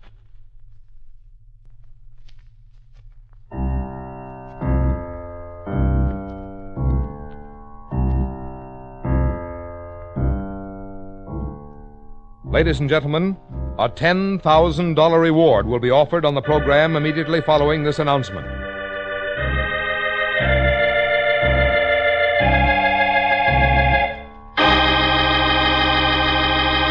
You out there. You who think you've committed the perfect crime, the perfect murder, and that there are no clues, no witnesses, that your identity is unknown. Listen. Somebody knows. Yes, you, wherever you may be, no matter where you're hiding. Somewhere, sometime, someone listening to this program is going to bring you to justice. Yes. Somebody knows.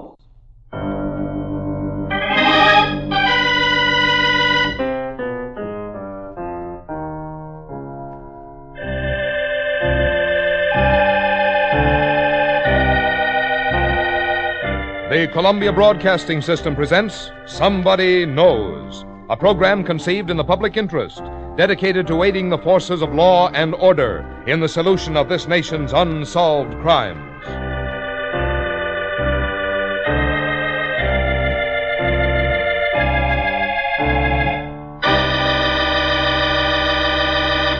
Ladies and gentlemen, we're going to recreate for you tonight all the known facts in an actual unsolved murder. Somewhere, someone among you has had contact with the killer, or killers. Someone whose identity need never be known, has seen evidence or possesses information that can lead to the solution of this crime. In the public interest, the Columbia Broadcasting System offers a $5,000 reward for information leading to the arrest and conviction of the killer in this unsolved murder. In tonight's case, in recognition of the efforts being made to apprehend her husband's killer, and hopeful of the results that may be obtained, Mrs. Madeline Christensen, widow of Frank J. Christensen, whose story we bring you tonight, offers an additional $5,000, doubling the original reward. This makes a total of $10,000 in rewards for information leading to the arrest and conviction of the killer or killers of Frank J. Christensen. We ask you then to please listen carefully, for you may be the one to win this reward. Somebody knows. It may be you.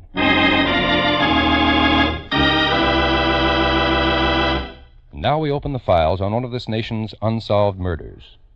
It's file number 49-104 from the records of the state's attorney's office in Cook County, Illinois.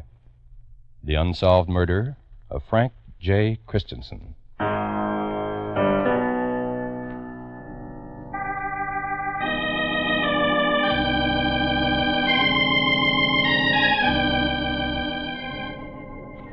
The recorder's ready? He is, Mr. Coroner. Have these proceedings read into the record? Yes, sir. Office of the Coroner, Cook County, Illinois. Transcript of testimony taken at the inquest before the Coroner of Cook County, A.L. Brody, Deputy Coroner Louis J. Nat-Hurney, and the jury duly impaneled and sworn, 2307 South Laramie Avenue, Cicero, Illinois, 11 a.m., December 13, A.D., 1949. We're ready, Mr. Coroner? Very well. The inquest will please come to order. I'd like to ask you, ladies and gentlemen, if you have any information you can give the police, I wish you'd come forward. If you don't wish to give it publicly, you can speak in private. I'd like to see the streets made safe so people should not be mowed down. All right, I'll take the family history. Mrs. Christensen, will you please step up? Yes, Mr. Coroner. Swear the witness in. All right, Mrs. Christensen. Raise your right hand. Yes, sir. At 11 o'clock in the morning, December 12th, 1949, in the somber atmosphere of Raleigh's funeral home at 2307 South Laramie Avenue in the town of Cicero, state of Illinois, a man's life and death are being probed. Your residence, the life and death of a man named Frank J. Christensen. Yes. You are the widow of Under the skillful questioning of A.L. Brody, coroner of Cook County, many pertinent facts are being brought to light. Let's examine them in reference to the case which we're bringing you tonight.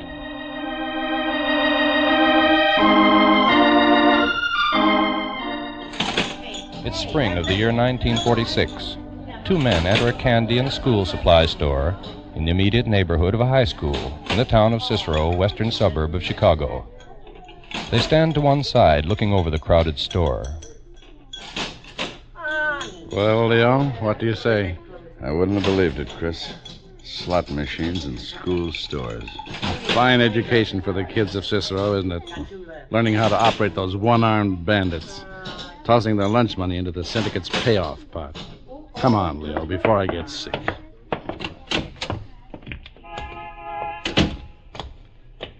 You know, that's not the only school store I've seen those machines in, Leo. They're spotted in dozens of them. What's it mean, Chris? You said the syndicate? Yes, it looks to me like the syndicate's moving back to Cicero. Something's got to be done about it. That's almost impossible. Where'll they get witnesses willing to stick out their necks far enough to testify? He's going to be crazy enough to put himself on a spot with the hoods from the syndicate. Leo, I believe that some of the Capone gang have returned. They're operating openly without much hindrance from the law. And if they're allowed to continue, this means return to the days of gangsters, hoodlum killings, and terrorism. But with God's help, I'm going to put a stop to it.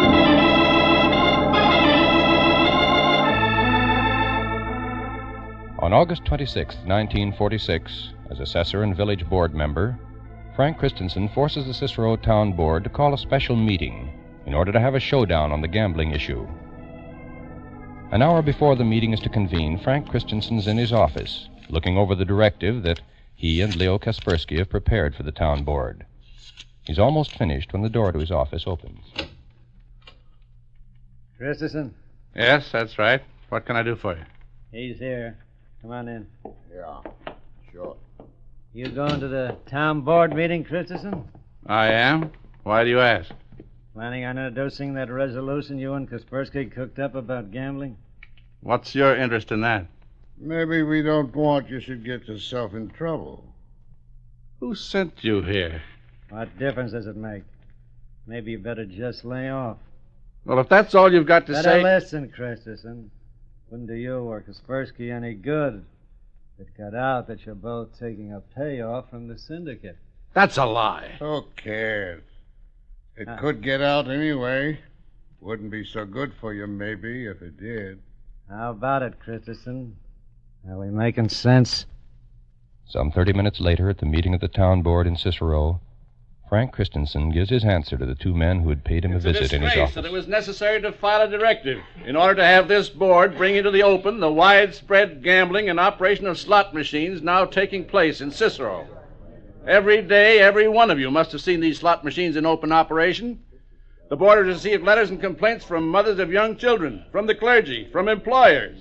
It's gone so far that the Chicago newspapers have printed lists with the names and addresses of handbooks and dice games operating in Cicero. Now, just a minute, Christensen, just a minute. The gambling detail investigated those addresses given by the Chicago papers. It didn't find a thing. Well, then, mister, the gambling detail ought to take a lesson from Cicero's high school kids. They can walk into their school stores and play the slot machines 24 hours a day. If the gambling detail can't find what these kids can find, then there's been a complete breakdown of law enforcement in this town. Now, see here, you... And that's why Supervisor Kaspersky and I demand that the town board take immediate action to suppress gambling and slot machines, and not to stop until the gambling syndicate's been driven out of Cicero.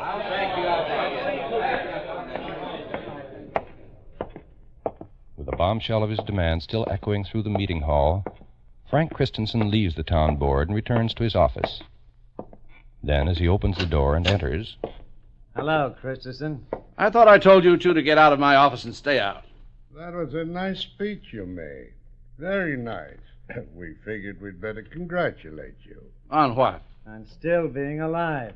With a guy who sticks his neck out like you do. Who knows? Might be the last time anybody can say that.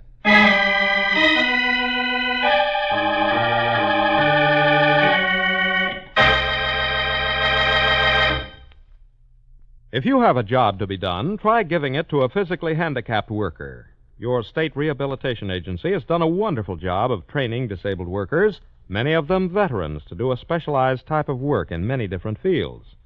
When you hire a physically handicapped worker, you will do him a great service by boosting his morale, and you'll be doing yourself a good turn by acquiring a well-trained, efficient employee. The next time you need someone to do a good job, contact your state employment office and ask for a physically handicapped worker.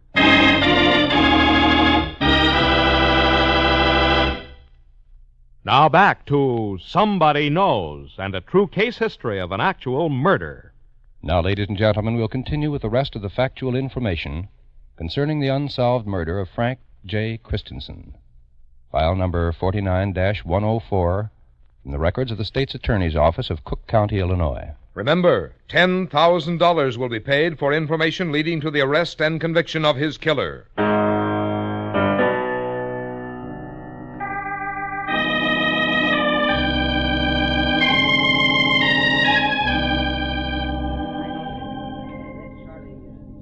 What is your name?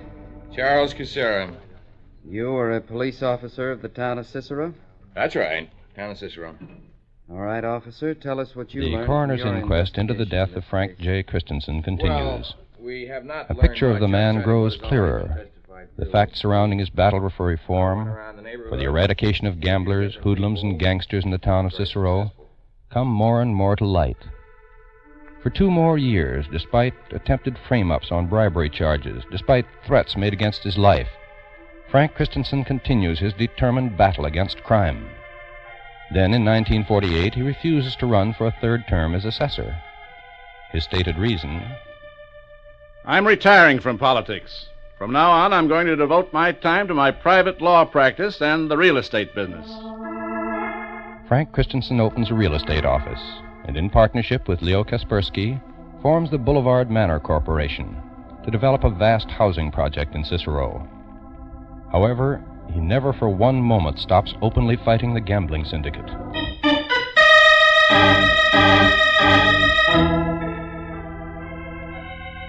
It is now 6:30 on Friday evening, December 9th, 1949. In the modest four-room apartment at 1637 51st Avenue in Cicero, Frank Christensen and his wife, Madeline, are having dinner. Are you working again tonight, Frank? That's right, honey. Don't you think you've been working much too hard lately? Between your law practice and Boulevard Manor, you've been at it day and night. It's too much for one man. You know, you're making it sound so tough, you almost convinced me to drop some of it. I only wish I could. Do you really? No. No, I think I know pretty well what makes you tick, Frank. And I wouldn't want you any other way. Yeah, you'd better not. Well, anyway, it'll only be for a couple more days. Then we'll be off for the farm. And you know what those Tennessee vacations do for me. All right, Frank. I'll be good. Does that mean I can depend on your leaving the Novena services on time tonight and being home when I get here? Only if you promise to pick up the papers. Honey, you just made a deal.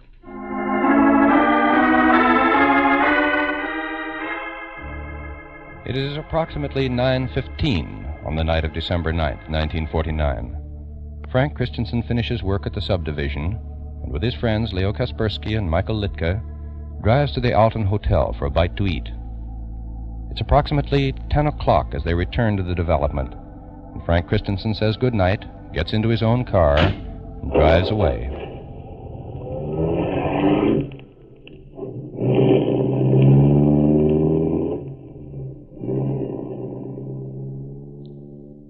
At 10:07, two cars speed down quiet residential 51st Avenue in Cicero. One of them suddenly pulls over to the curb and stops. A man gets out and starts to run. The other car, a black souped-up Ford, has pulled up in the middle of the street. Get in this car!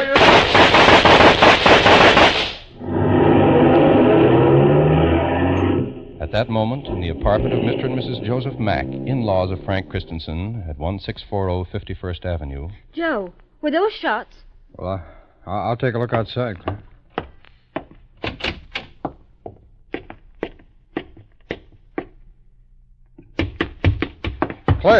Claire, there's a man out there near the entrance, lying on the sidewalk. I'm going to call the police.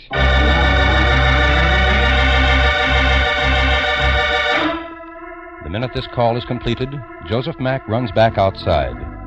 His wife stands at the window, watching, waiting for the police cars to arrive. She glances from time to time at the motionless figure lying near the vestibule. There's something about it that seems vaguely familiar. Then a dawning, growing certainty comes over her, and she runs to the phone.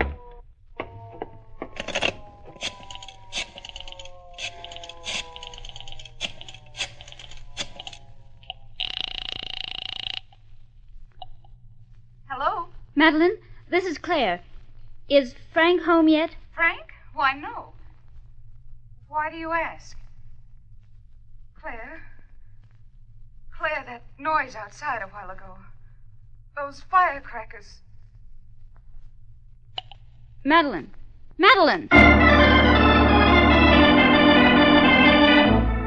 As the arriving police officers examine the body on the sidewalk outside and wait for the ambulance, the front door of the apartment building at 1637 51st Avenue bursts open. Mrs. Frank Christensen runs frantically across the street. Is it Frank? Is it Frank? Joe, tell me, is it... I thought I heard firecrackers. Frank, speak to me. Speak to me, Frank. Here comes the squad roll. We better get him to the hospital fast.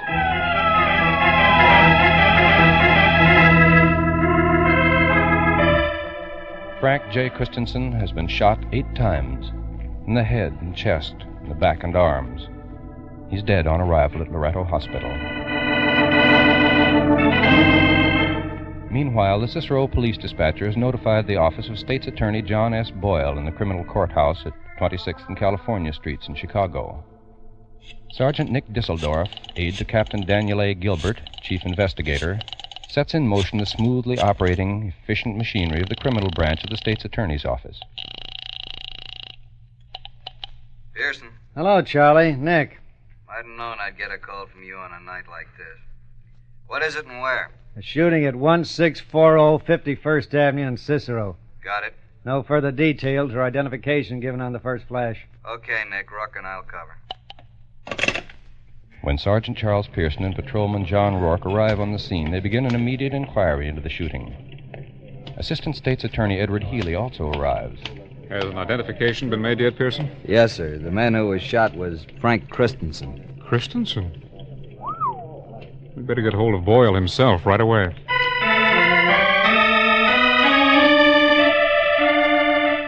State's Attorney John S. Boyle is notified and arrives at the scene with his first assistant, Edward Breen. Captain Dan Gilbert and Sergeant Disseldorf also arrive.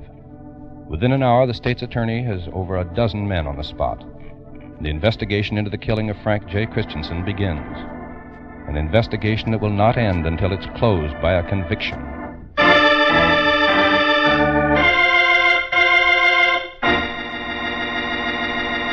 The following statements are obtained from 3 of Frank Christensen's friends and associates.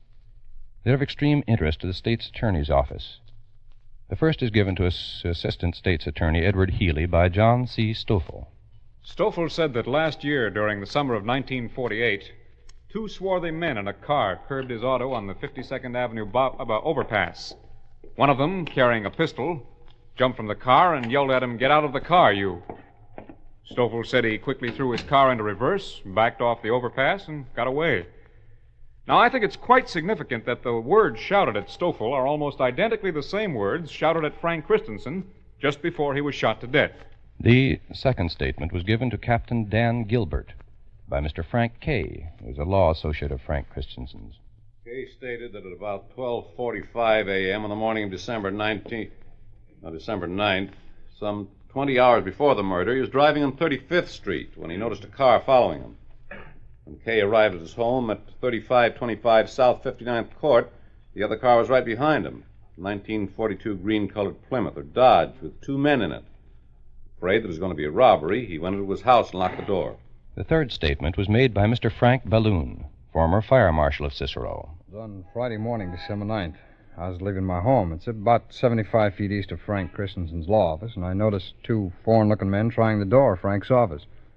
And finding it was locked, they walked a half a block east and got into a green-colored Plymouth sedan. Both the men were carrying briefcases, and they drove away.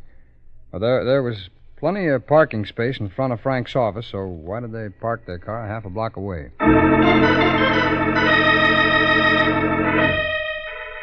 At 5 p.m., Saturday, December 10th, a man telephones Captain Gilbert. He says that he has some information regarding the death of Christensen. Sergeant Pearson leaves immediately to pick him up. Look, I don't want to get in no trouble. It didn't mean nothing to me until Christensen's murder, and then I figured I'd better let you know, but I don't want to get in no trouble. Don't worry. We're just as anxious to conceal your name as you are. We'll call you, Smith. What's your story? Well, about the end of October, maybe it was the first week in November, I was at Mike Litke's tavern. Leo Kaspersky was there, too, talking business with Mike. It was about 11 in the morning. There was 2 guys sitting at the end of the bar, not 6 feet from me, and I got a good look at both. The 2 men Smith is describing are swarthy in appearance, foreign-looking, as he puts it. Both wear gray fedoras and dark overcoats. Both are about 5 feet 8 or 9, between the ages of 35 and 40, and weigh 190 to 200 pounds. Then Leo Kaspersky, who knows Smith, walks over to him. I thought that was you sitting there. Oh, hello, Mr. Kaspersky. I'm leaving now. If you're going my way, I can give you a lift. Hey, I'll take you up on that. Fine. Come right along. Smith rises and starts to follow. Then he notices that the 2 men seated at the end of the bar are staring after Kaspersky intently. And as he passes them, he hears... We'll have to get rid of them, too, and I'll tell you why. Did you say anything to Kaspersky about what you'd heard, Smith? Like I said, Captain, it didn't mean nothing to me until after the murder. Then it hit me. Who else could they mean by them 2 they wanted to get rid of unless it was Kaspersky and Christensen?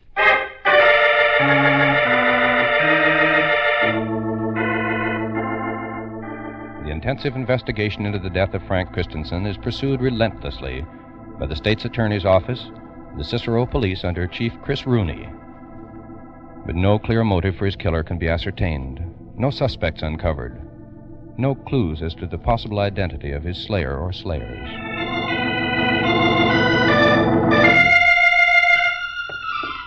It's the morning of January 31st, 1950. In the matter of the inquest on the body of Frank J. Christensen, the coroner's jury is returning to the box after having retired and deliberated on their verdict. Have you, gentlemen of the jury, agreed upon your verdict? We have, sir. We find that the said Frank Christensen came to his death on the 9th day of December, A.D. 1949, from multiple gunshot wounds. Said wounds received from the pistol or revolvers held in the hands of two unknown persons. From the testimony presented, we, the jury, find said act to be murder and therefore recommend the police to apprehend said unknown persons, and when apprehended, they be held to the grand jury until released by due process of law. Is that your verdict, gentlemen? Yes. Sign the verdict, and that'll close the inquest.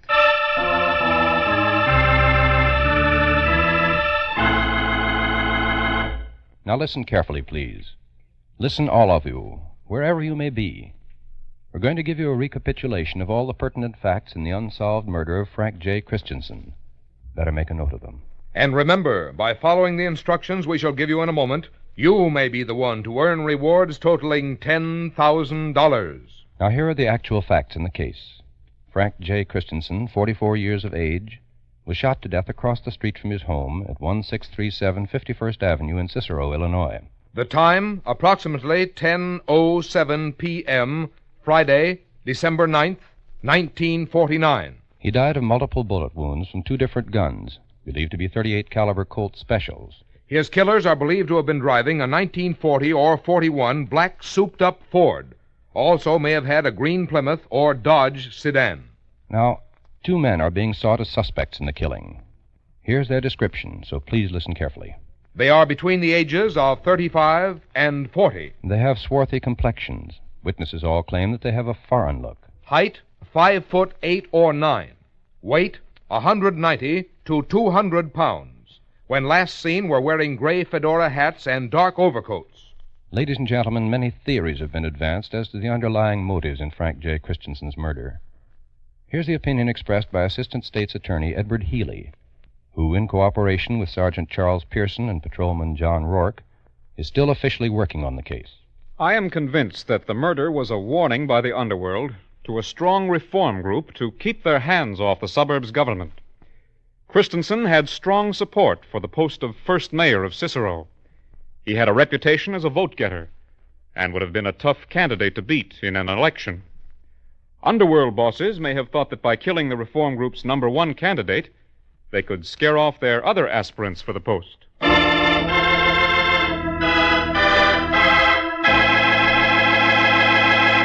Ladies and gentlemen, if any of you possesses information, and please don't send guesses or hunches, but actual, authentic information, follow these instructions so that your name and identity need never be made known unless you wish. Now listen very carefully. Write your information on a plain sheet of paper. Do not sign your name. Instead, sign it with 6 numbers, any arrangement of any 6 numbers. Then tear off a blank corner of that paper with a ragged edge. Write the same 6 numbers on that corner and keep it. Mail the rest of the paper with the information to Somebody Knows, Hollywood, California. You need tell no one what you have done. Mail your letter to Somebody Knows, Hollywood, California. And if the information you've supplied leads to the arrest and conviction of the killer or killers of Frank J. Christensen, we'll announce your signature number on this program. Then, if you don't want your name to be known, go to your lawyer or your doctor, your priest, minister, or rabbi, and have him present the torn corner of the paper to any CBS station. In this way, you won't have to appear in person. If the torn corner matches the original paper containing the information, the $10,000 in rewards will be yours. Remember, you, wherever you are, you whose name need never be known, you may earn a reward of $10,000.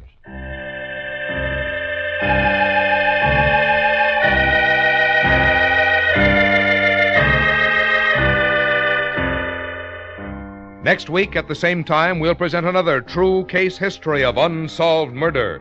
Homicide file number 81550 of the Dallas, Texas Police Department. The murder of Leonard L. Lambert. You out there. You who've murdered in cold blood. Think you've gotten away with it. Listen. You cannot escape. There is no perfect crime.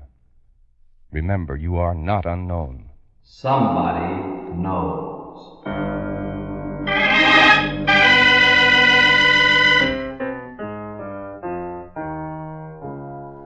Tonight's case was written by Sidney Marshall from information in the files of the State's Attorney's Office of Cook County, Illinois. Research was by Maurice Zimm.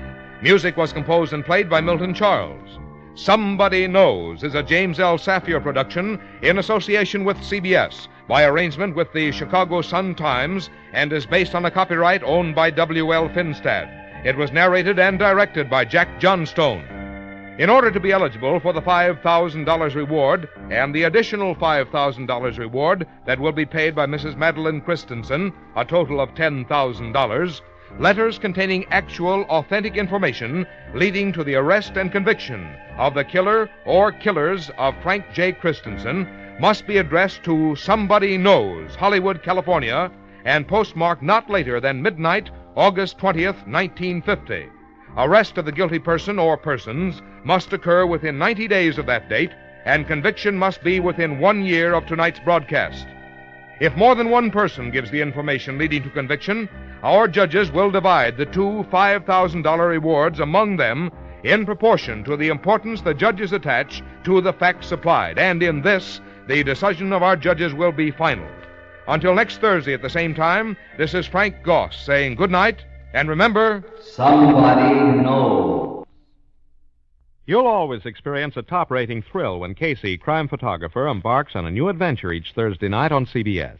Casey, crime photographer, is the man who uses his news camera instead of a gun when a criminal's at large. And often enough, his girlfriend Anne and his slow-talking pal Ethelbert fog up his plates more than the criminals do. For the fast action and lively dialogue of Crime Photographer, stay tuned, for Casey comes along immediately on most of these same CBS stations. This is CBS, the Columbia Broadcasting System.